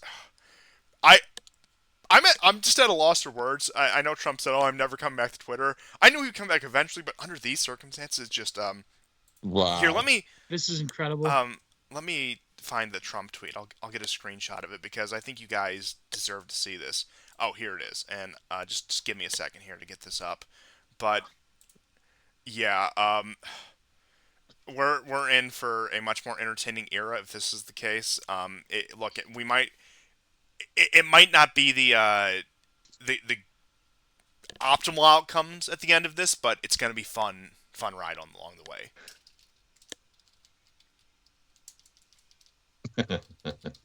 Let me just get this Trump tweet up because, I mean, I'm just in utter disbelief over this. Is great, man. I can't believe this is happening. This is incredible. What power today. Thank you, Donald. Very My cool. God. Wow. This is But up I there, can't believe up on it. the screen, real Donald Trump tweet. Real Donald Trump tweet. No pun intended there. I'm on like one of these Oh my like God. off-brand accounts that just sort of does like a news thing, and just some of the boomer replies. They're so precious that there's no other word for it. Okay, I have nothing like this. Nothing like this. But the whole military branch of the RDK, the Free Russia, whatever. Yeah. Party. Okay, and they discovered like sort of like 70-80% of everybody in their forces is actually Ukrainian. So they just released a video. We appeal to the fighters of the Wagner PMC. whom the words loyalty and honor still mean something. Apparently, your commanders and founding father were cynically executed today. The fact that they were killed by order of representatives of the highest echelon of power in the Russian Federation is obvious to everyone. Therefore, now you have a difficult but rather logical choice. Either become a stall of the Russian Defense Ministry in the service of the killers of your commanders, or save your honor and take revenge on their executioners by going over to Ukraine. If you have not committed war crimes on the territory of Ukraine, then we invite you to join our ranks and first complete this bloody meat grinder of the so-called SVO, and then again march on Moscow. But this time, do not stop 200 kilometers from the Moscow Ring Road, but reach to the end. In the event of your voluntary transfer to the side of Ukraine, the armed forces of Ukraine and the Ministry of the Defense of Ukraine guarantee your security and decent conditions. These MFs executed civilians, even shot at.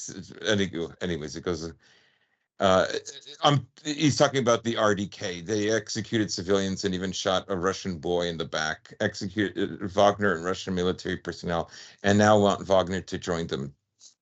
Oh, they So, never do that. I mean, Ukrainians never do that. You see what I mean, right? How it doesn't serve Putin. I don't think so. Right. Yeah. That's what I meant about that. It would just create the possibility of more divisions, and right away, 24 hours later, they're already capitalizing on it. And this is a group directly linked to the SBU, as I said. Yeah, Anyhow, that's let's get none of that. None of that is shocking, and I'm glad you had brought that up, because it just hammers the point home, and like especially with the Free Russian Army, Russian Liberation Army, whatever nonsense name that they're giving to this is, as you said, turned out, lo and behold, most of them are Ukrainians. But since the beginning, when you had the attacks in, I think it was it Bryansk that one time? Then there was the other one that was along the Ukrainian border. The premise is, assuming that they were the ones that were actually ethnic Russians, is we don't like the direction our government's taking, so we're going to massacre our co-ethnics. That's what it's always been. Yeah. Imagine how shocked I was when I found out most of the ethnicity was Ukrainian. Oy Gevalt. The only Wow. thing that can make that better is. Oh, You know what? boy. I'll leave that one. It's you guys. We'll leave The that to audience, Colonel can finish that. McGregor. Yeah, say certainly, that. certainly. Yes, yeah. The animus these people have because of their ancestors' experience. You know, someone tagged me. That was truly something. Yeah, someone tagged me. They're like, Gio, they're talking about your old friend. Nah. Oh no. Oh boy. Oh, but this is incredible. Like, what a night tonight. What a night. I mean, yeah, I know. like what's happening around the world is insane. I wanted to ask, I mean, I guess this question is probably too far off, but I wanted to ask you both, what do you think in terms of the battlefield the winter's going to look like? Do you think that Russia could probably deal a decisive blow that would make the West question their loyalty to the Ukrainians? I mean, or well, you know, they have no loyalty to the Ukrainians. I mean, loyalty to the mission, the proxy war, not to the Ukrainians, because of course they don't give a shit about Ukrainians. I'm still sold on the strong possibility of Poland getting involved at this point via Belarus, in which case that's going to just open up an entire world of possibilities when it comes to this war. But in terms of, if we're just talking about the circumstances on the ground now with what we're working with, I do think that the Ukrainians have been exhausting themselves and certainly be even more exhausted by winter in terms of what they need to conduct a war effort. If there's not just a complete overhaul of everything within the Ukrainian state, especially in the military administration, it's going to be ripe for the taking as far as the Russians are concerned with that. Now, I'm sure GSP will give a much more in-depth analysis of that, but that's just my initial thoughts on this. Yeah, so one thing war is the attrition rate is so high. And, essentially Russia went into this in the first, I would say, 4 or 5 months in an attacking mode, right? And they know the pressure is really on, like somewhere it flipped, right? I think after the Ukrainians lost Lysychansk, right? I think that's when they said that we have to win back the territory, right? I think they were afraid of the duration it would take to outwear Russia.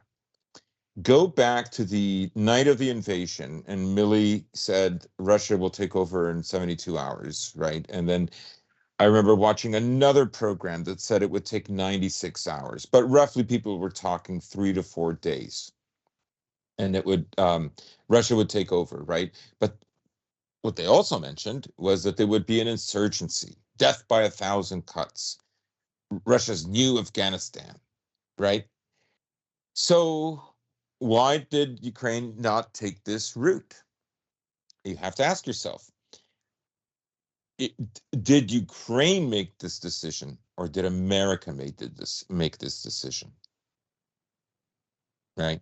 Mm. Well, I think the The answer's argument clear there. is Prigozhin made the decision. No, I'm joking. Prigozhin. Sorry, I'm in a giddy mood. I mean, I think America made that decision, right? Like, I'm not saying that when Boris Johnson went in and nixed the deal, right? Like, Ukraine still could have signed on to that deal and then just have guerrilla warfare, right? Well, Ukraine also already went through a period of guerrilla warfare. So some of the planners in the Pentagon and the CIA did want that and thought, like, it would be better to wear Russia out, just like as in Afghanistan, right? And that they're not going to do it. They're not going to be able to keep this up forever, and Ukraine will win, and so on and so on. The counter argument to that, there are two counter arguments to that. That Ukraine is not Afghanistan, first and foremost, right? They are related people, right? They have a common history, and their languages overlap a lot. Let's say much more so than my language does with Russian or Ukrainian.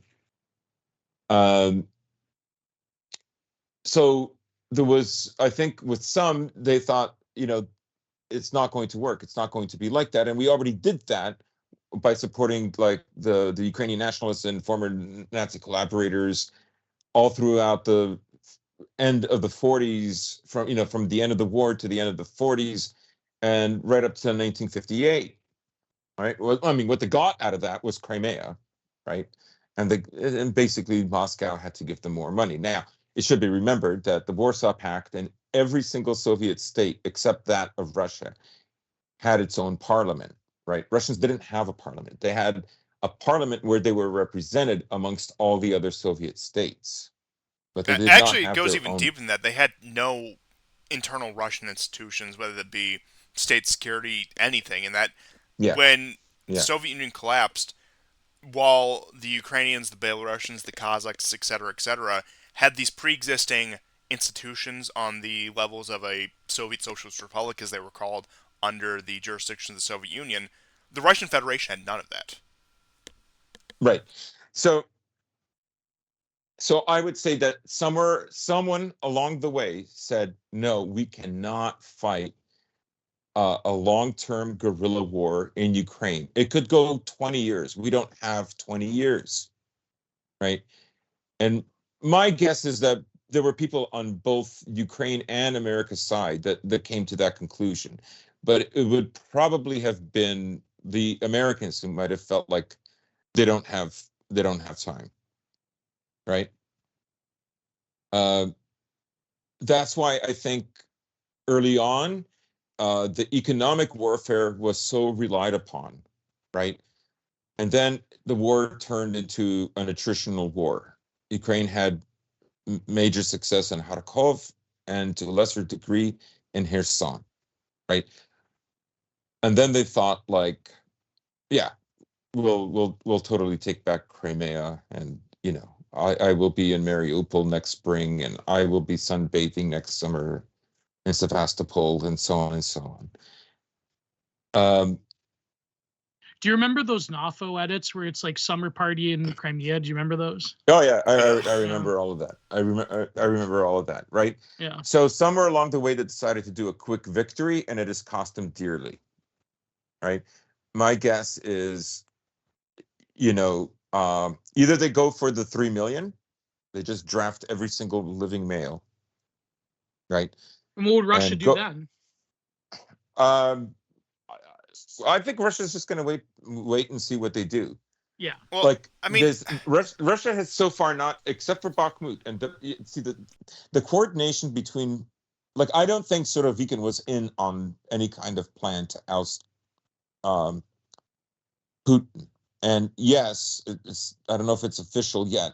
It wasn't, in the morning when I checked, but Surovikin is not going to be in charge of the duties that he was in charge of in Ukraine, right? But the coordination between Surovikin and Prigozhin was that Prigozhin occupies the Ukrainians in Bakhmut while he builds the trenches in Zaporozhye, and it worked perfectly. Yeah. So there was another Russian general who had never seen before, so it's not Gerasimov or a totally different man. And he said he believes by mid-September we will see, like, Ukraine will be severely weakened, right? So I would say wait till September. Russia so far, with the exception of Bakhmut, has not gone on any kind of like long, hard, sustained offensive, right? Even in Kupiansk, it's extremely gradual. They want the least amount of deaths as possible because they know that defending, and if you're defending with more firepower, right, you're going to kill more. And they know that Ukraine's resources are less than theirs. And the West is going to be scrambling, right? Yeah. If you want to see like a vote of confidence, then I would say BRICS is an indicator of this, because if the war was going very badly for Russia, I don't know if there would have been a BRICS meeting. Maybe that's saying too much, but I do think the progress of BRICS depends on Russia's success in Ukraine. So I would say that the Russians they're not, if there's supposed to be some big aero offensive, and there are people talking about that, and they have made claims. There have been even Russian generals saying that like things will ramp up. But like, I'm just saying, based on what I've seen, if we talk about Avdiivka, they made some gains and then they stopped. They made some gains in this area and that area, and then they stopped. In Kupiansk, they made some gains, and now it's slowing down a bit. Will they reactivate again? I don't know. They stabilized the situation in Bakhmut, and now really, if you're looking at the last 7 to 10 days, Ukraine is beginning to exhaust itself in the Bakhmut area. They have not been able to hold Klishevka. They've lost Klishevka. Klishevka has been firmly in Russia's hands now for at least 8 days. The fighting there has been as bloody, or if not more bloody, than, let's say, in the Vremevsky Ledge. But the way I see it is the Russians are content to do like small forward movements, keep that area, but with the least amount of losses possible, right? And force the Ukrainians to, because obviously the Ukrainians are not on some kind of a schedule, right? There's some kind of a schedule here. Yeah. And the Russians, I think, are aware that there is a schedule. I think the Russians also, like, they didn't build all these trench lines unless they thought like they might have to use them, right? So they're very cautious. They're not going to fight this war offensively. Early on, it suited them because it gave them that corridor from Crimea to Donbass, but and they've cut off Ukraine completely from the Sea of Azov. So there's the east side of Crimea is generally safe. You know, there's going to be boats, that like might cause damage to the Kerch Bridge once in a while, but like Ukraine isn't interested in damaging the bridge for the next 50 years. Like what they want is this territory back that they've lost. 20% of their country is gone. So the impetus is now upon them to reconquer this territory. Zelensky just signed a law today saying that there can be no peace agreement unless Russia withdraws all its troops and cedes all its territory. And of course, that complements their earlier law that no peace agreement can ever be made with Russia while Putin is president. Right? So, okay. They're really painting themselves into a corner here. Yeah. I mean, well, the West has probably helped paint them into it, but Well, let's face it. The biggest thing that sticks out to me here is, of course, they were talking about raising 3 million men. And beyond the question are there 3 million men fit for combat, and the question of how low will they lower standards when it comes to actually getting them onto the battlefield, do they have the logistics to equip 3 million men? Yes. I was going to say, like, it's insane. Yes. It's going to be like Iraq-Iran. Like, what are they going to do? They're going to keep sending waves? Just so the Russians run out of bullets? Like they first of all need to have covert actions within Russia to steal as many shovels as possible, bring them back into Ukraine, and then run at with the shovels. And the same kind of applies to Russia, right? Like Russia, I think if people want to see big aero offensives, Russia will have to mobilize. I said that the last time you were on the show, right?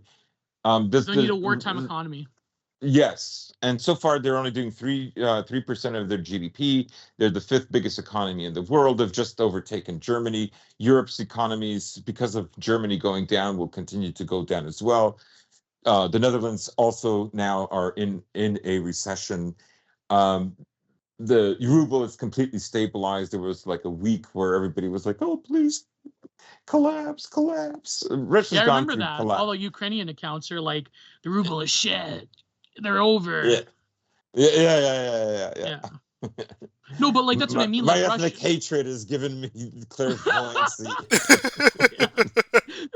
It's kind of like that one economist that won the prize for saying that animal spirits run the economy. It's like my What's ethnic that? hatred. It's like that one economist back in the 90s. Remember the animal spirit thing? It's it's like my ethnic hatred runs the economy. Yeah. But no, but Russia gives me economic clairvoyance. Yeah. I remember the one thing you said. I'll never forget this for as long as I live. I said it to my old man. I go, like, the attitude of these far right battalions in Ukraine. It's like the more Russians I kill, the more Ukrainian that I feel. I never forget that. That's so brutal. That's the more Moscows I destroy, the more Ukrainian that I feel inside of my heart. Like, but I think that the Russians could not easily, but they could probably mobilize 1 million men if it came down to civilizational survival. But yeah, I think they feel like they don't, because that's the other thing, right? Okay, so suppose Russia mobilizes another 350,000 men. What would the total and be? America has America and Russia has, let's say now, an army between 800,000 to 1 million men. Yeah. Right? The same logistical rules that apply to Ukraine or America or anybody else will apply to Russia. Is the industry up to the task? Now, Russia's wartime industry has increased, and I would probably say that in 2022 it wasn't there. Right. And I think it's getting there with the Russians. Well, they said they're producing another 1 million shells a year on top of the 2 million shells that they've already produced periodically. So, I mean, that's right. Yes, I think that economically, the Russians have proven to weather the storm. I mean, who the Kremlin would have to sell it as a strong. I mean, they already are. Don't get me wrong, they are, but they would have to further ingratiate the sort of notion that we can integrate the economy with BRICS, that this is a war for survival, that we can't, to win in Ukraine is a matter of existential security for the future of every Russian citizen. Blah blah blah. That's going to be like. I personally think that. I mean, every population in the Western world, I mean, it's probably can't tolerate, massive cutbacks in living because of a war. But maybe the Russians are, I don't know. The Ukrainians certainly they're having to do this, for obvious reasons.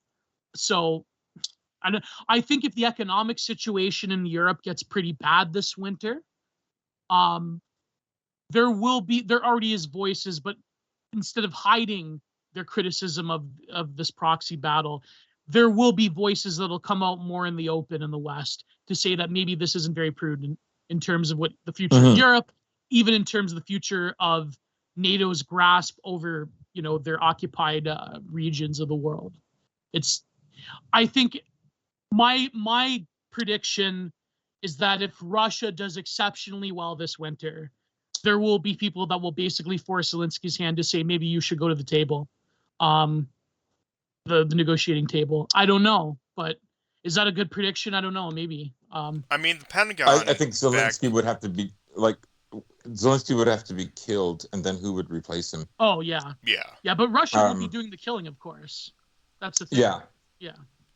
Well, the Pentagon back in February had said that it wanted to push for peace negotiations if there was not significant successes by the fall of 2023. Now, how they define success is going to vary greatly, and given the developments now and given the rhetoric now, I doubt they're going to try to push for some sort of ceasefire.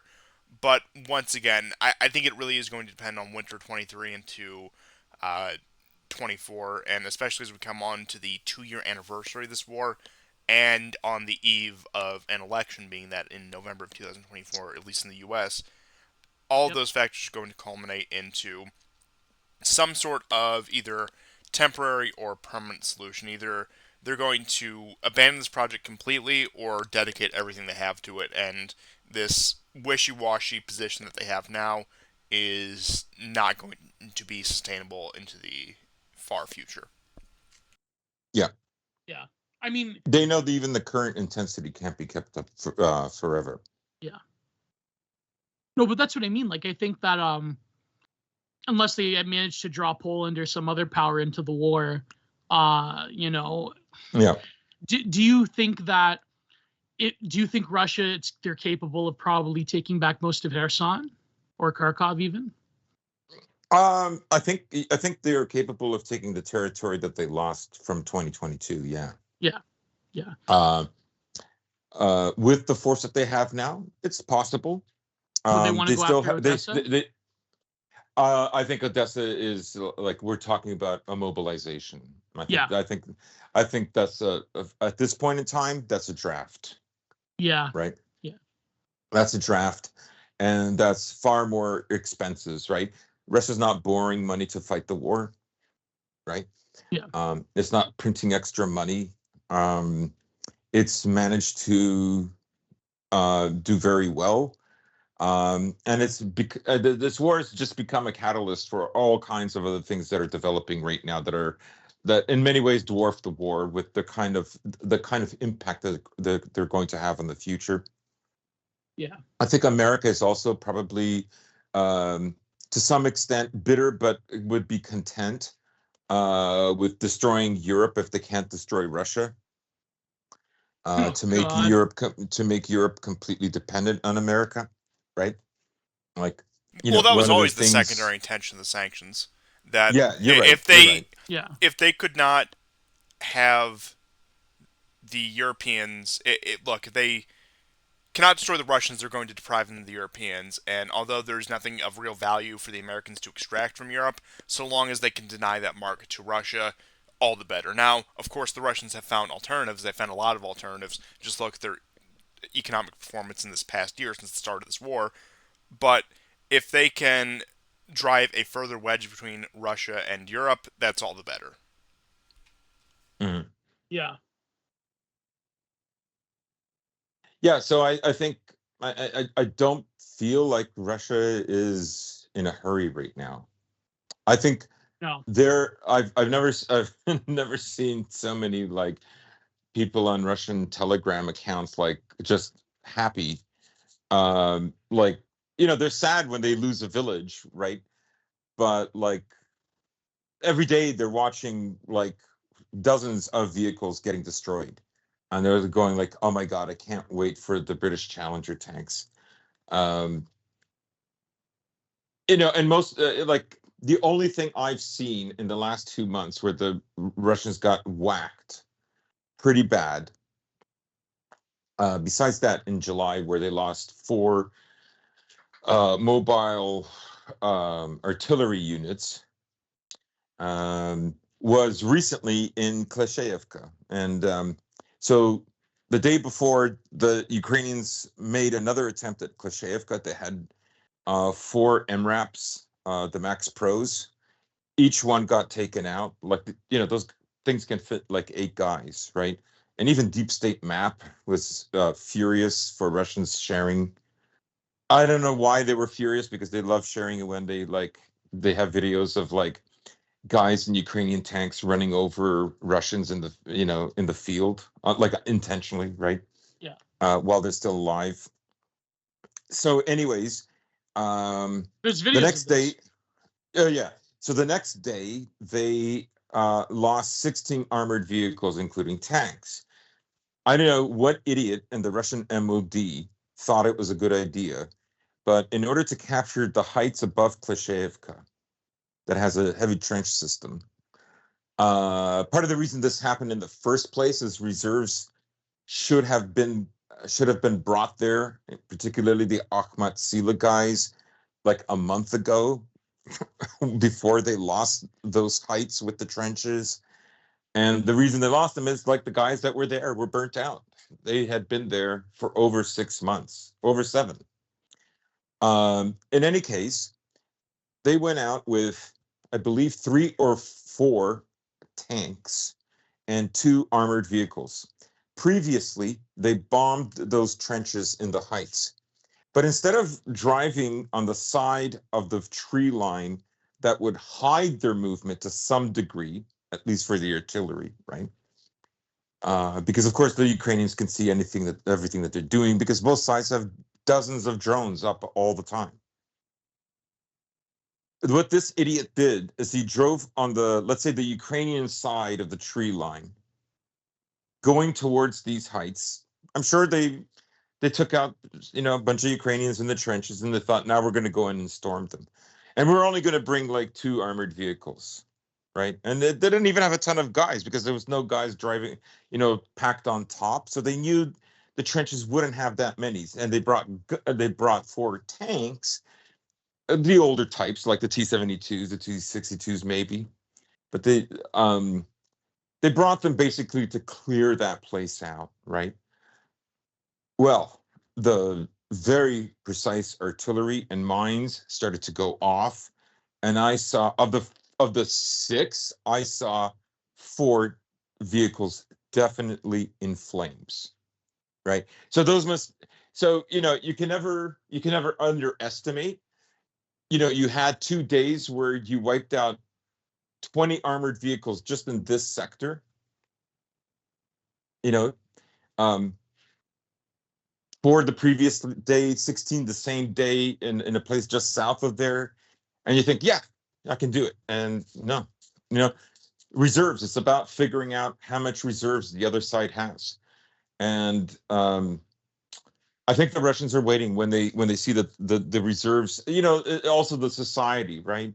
There's more polls now indicating that the Ukrainians are not happy with the way the war is going. Anecdotally, I'm seeing more videos of guys saying, please, you don't need to have a lot of money. Write letters to our guys at the front, to cheer them up.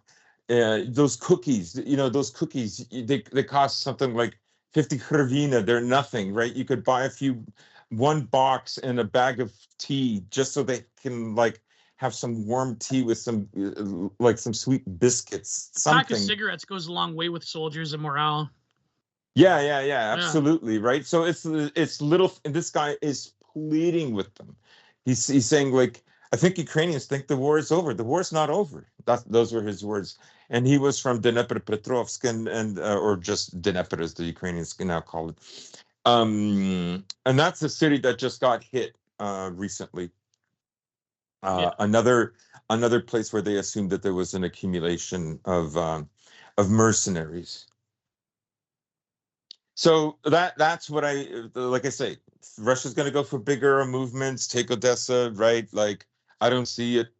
I don't see preparation for that. Maybe what's happening now is preparation for that. I don't know. Putin tends to play it very safe, and playing it safe and slow last year nearly cost him the war.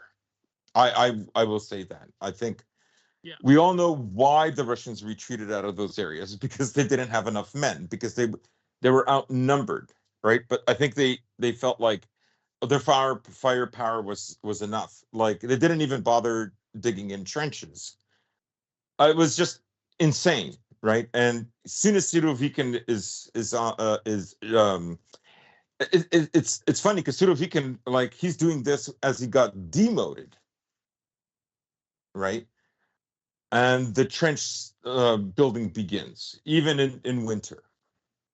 And that's when I think they became serious. Maybe they thought that was like beneath them, but somewhere along the way, someone made a decision to fight this war defensively and to just outlast Europe and outlast Ukraine.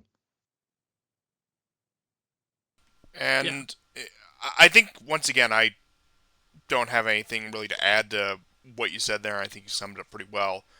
But the question always remains, the question I always go back to, is the fact that the longer they drag this out, at least in my estimation, the more they risk a greater escalation or intervention from the outside. And I know that Europe is faltering right now, and this winter is not going to be a pleasant time for really anyone, and that there's probably going to be severe economic downturn.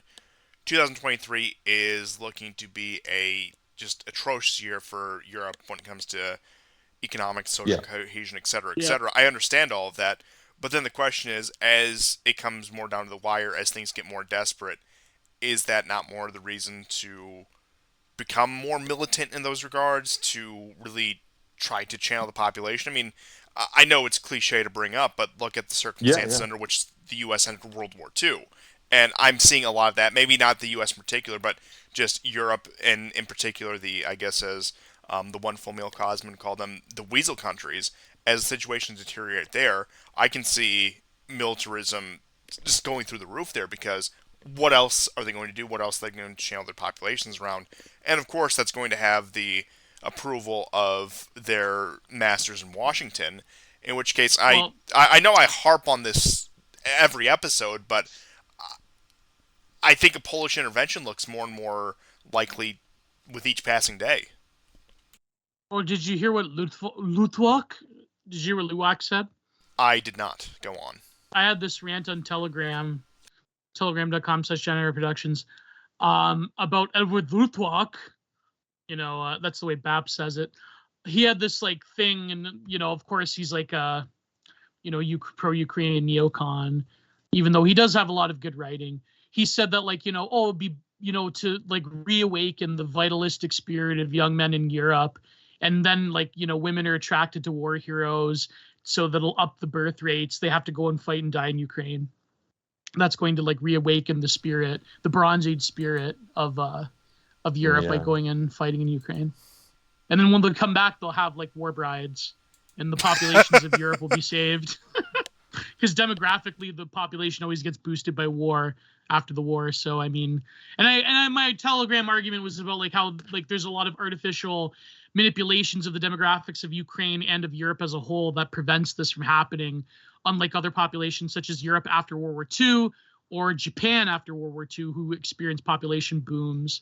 Like, this is not going to happen. And plus he's not factoring the fact that the Ukrainian population has been depleted anyways by mass migration, and those people aren't going back. They'll just be filled in with migrants of a different variety by Washington and by Brussels. So Right, and look at the Yeah. evidence, right? yeah, Like I know there's a lot of people who think like, yes, it is possible to defeat Russia there. But I think a lot of people are also have the contrary opinion. They're looking at how difficult of a time Ukraine is having, and some people with a more sober assessment understand just the level of financial and military and intelligence aid that the West and America, yeah, with the biggest military in the world, is providing for them. Right. Um, Russia is not fighting the Taliban, and they're giving them a few man pads here and there, and dragging out a guerrilla warfare. No way. This is full scale. Even the reason, even the possible Russian counteroffensive will probably come from the north.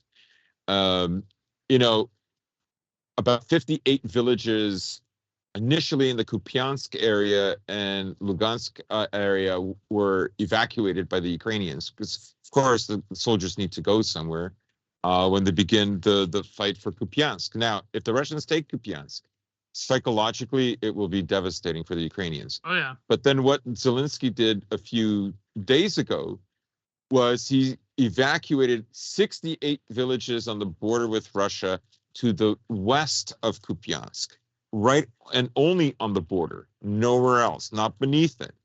So are the Ukrainians going to try to push up there to prevent the Russians from coming in? If they were waiting for a Russian invasion, you'd think they would evacuate more villages south of the border as well as those on the border. I don't know, right? But one of the reasons I think they know that the Russians would want to invade from the north is that's an area where American spy planes. I mean, just look at those maps of all the various spy planes. There are dozens of spy planes. If you've ever seen those colorful routes where like American and NATO spy planes literally just like hug the area around Ukraine, like even into the Baltic Ocean, the Baltic Sea, around St. Petersburg. They're just hugging this area, getting as close as they can to Crimea. And every time there's an attack on Crimea, there's an American Reaper drone that flew there the day before, right? So the Russians, I think, are going to go from the north because it'll be harder for the Americans to ascertain information about, let's say, troop size, and like they can understand how much the troop size is, but they won't have the minute-to-minute development of an offensive and where they're moving. The information feeding back to the Ukrainians won't be as quick and reliable. That's why Now, if it comes, it'll be from the north. as much as I would hate to do this, I am reaching my time limit, so I will leave the floor open. Just any final thoughts about anything we discussed yeah. today? Night Owls is also playing, either so I of might you? have to go. No, I'm good. I think if I've But once again, yeah. I think you gave a very concise summary of. Once again, Yeah. I don't just say this because I do a show with you. I've been doing a show with you for 5 years. Some of those concise coverage on Ukraine is from our very own GSP right here, and Oh yeah. I think that Thank you. there's nothing more I can add to what he just said there. As much as I would love to come with some great insight to follow up on that, he's taken all the words out of my mouth. Thank you. Totally made me rethink the Prigozhin thing. Man. Like if it just happened at a different time, Yeah. I'm open. But I think the timing is just it doesn't suit Putin. It doesn't, and like I said, right away, it's going to be used for division, right? How can you side with Russia? Look what they did to you, Oh man. Yeah. You're right. right? The propaganda, in other words, it's gonna, yeah, like it's already is insane, but I mean it'll be like another layer of it. Oh you know? yeah. I mean, I know like the Ukrainian people on like the leftoids are already like gloating over this. Like another Austrian painter fan dead. It's like, yeah. I mean, what ideological convictions did Prigozhin have? I mean, besides being like, Russia yeah, a Russian and nationalist. and himself and Yeah, himself. and himself. Yeah. Whatever was good for Prigozhin. I mean, come on, let's face it. I'm Prigozhin first, then a Russian. Prigozhin. No, first. I mean, I don't know who's coming up with all the strategies. I say Prigozhin, but I don't know. I mean, he's like their handler. He's their face. He's not like. I mean, he's acquired some military experience. He's been at this since 2014. Yeah. You know, I don't know. Like, you can't say he has no military experience, but there's guys there. Well, I mean, they're dead now, but who have like far more military experience. They've done combat. You know, they're not like a pudgy guy like in his early 60s. Yeah. You know what I Dancing mean? They're around. just yeah. These are very hard guys, man. They're Oh, some of them, yeah. I mean, yeah, they're serious dudes. I mean, come on. yeah. Although Prigozhin did go to prison for 9 years. Yeah. Yeah, that's true. I stole the hot dogs, then I decided to make the hot dogs. Prison changed me. Many such cases. I was in there with subhumans, but then I became more than human. Yeah. Who's gonna play Prigozhin in a biopic? Christopher Elkinson could do that. Make him fat. Oh, I figured they'd race swap him. Oh, okay. So they'd have like no, Forrest Whitaker. Forrest Whitaker could play Prigozhin. Perfect. Yeah, perfect. He's got the same look. Like if Prigozhin was a black man, he would look like Forrest Whitaker. The next leader of Wagner. Black? Yeah, it'll be like that guy from Mali. Yeah. Well, yeah, they need to appeal to the African clientele. It's the next logical move here. Yeah. No, next leader of Wagner, Infra Haas. No. It won't be. Even him, it won't be. It'll be Jackson Hinkle. I'm sorry, Jackson Hinkle. Jackson Hinkle. His Russian GF will help him. No, he's got a Russian GF. Okay, this explains. That's everything. what I found out. It does. Does it not explain everything? She was explains, a Miss Russia beauty pageant winner. Whoa. Okay, I think I understand. It's like Richard Spencer being a Russia shill, then going to be a Ukrainian shill ever since he divorced Nina Byzantina. Yeah. Yeah. That explains everything. I mean, Russian pussy got me acting strange sort of deal. I mean, is that how powerful their women are? They have to be. My God. Yeah, I mean, it's just, are they powerful or are men weak? I don't know.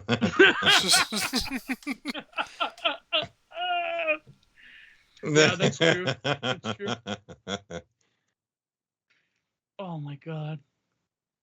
And to be fair, it's not exactly like we're I'm seeing analyzing headlines. Is Prigozhin really dead? Clearly not. I mean, I just talked to him. He's too much of a narcissist to like not like stay away from social media, like from Telegram. Like if he wasn't dead, he'd immediately post on Telegram, "I'm alive."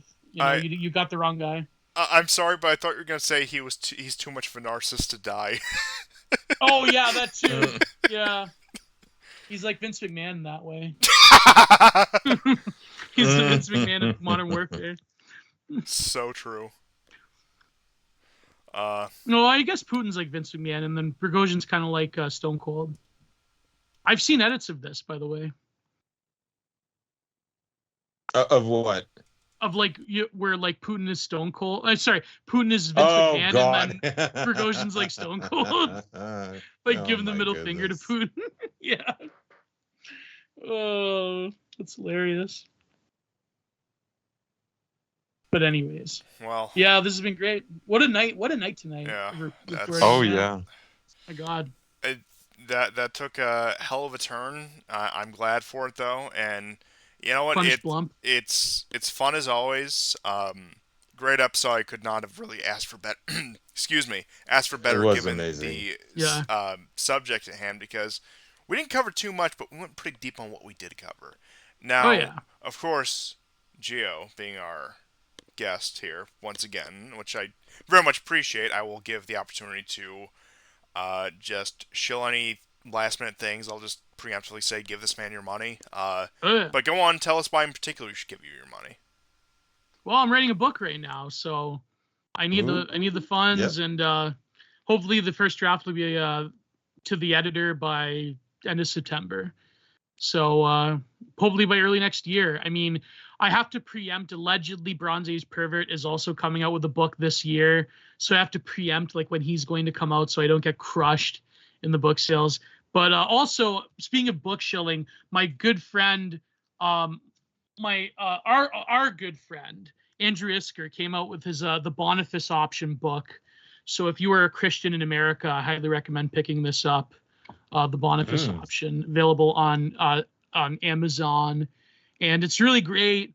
It's a practical guide. It's sort of it counters a lot of the nonsense of people like Rod Dreyer and others, and it goes into it has more of like of course a Protestant bent, but it's good for Christians of all denominations. Mm-hmm. And I believe the forward is by Andrew Torba. So I think that's who published it, Andrew Torba of Gab fame. So yeah, go pick up the Boniface Option. Go to patreon.com/Generate Productions. And this has been a great episode, boys, as always. This has been amazing. I think maybe next time I come on, we'll see what happens. I mean, I think that the winter will determine the course of the war. We'll see what happens. Well, I'm certain we'll see you before then with the rate at which things have been going. But thank you, everyone, for tuning in. Thank you once again to Gio for... Oh, and sending power to Trump as well. Oh, of course. And I'm sure next time, next episode we do, and next episode you're on will be just as fun and exciting, and we'll see you then.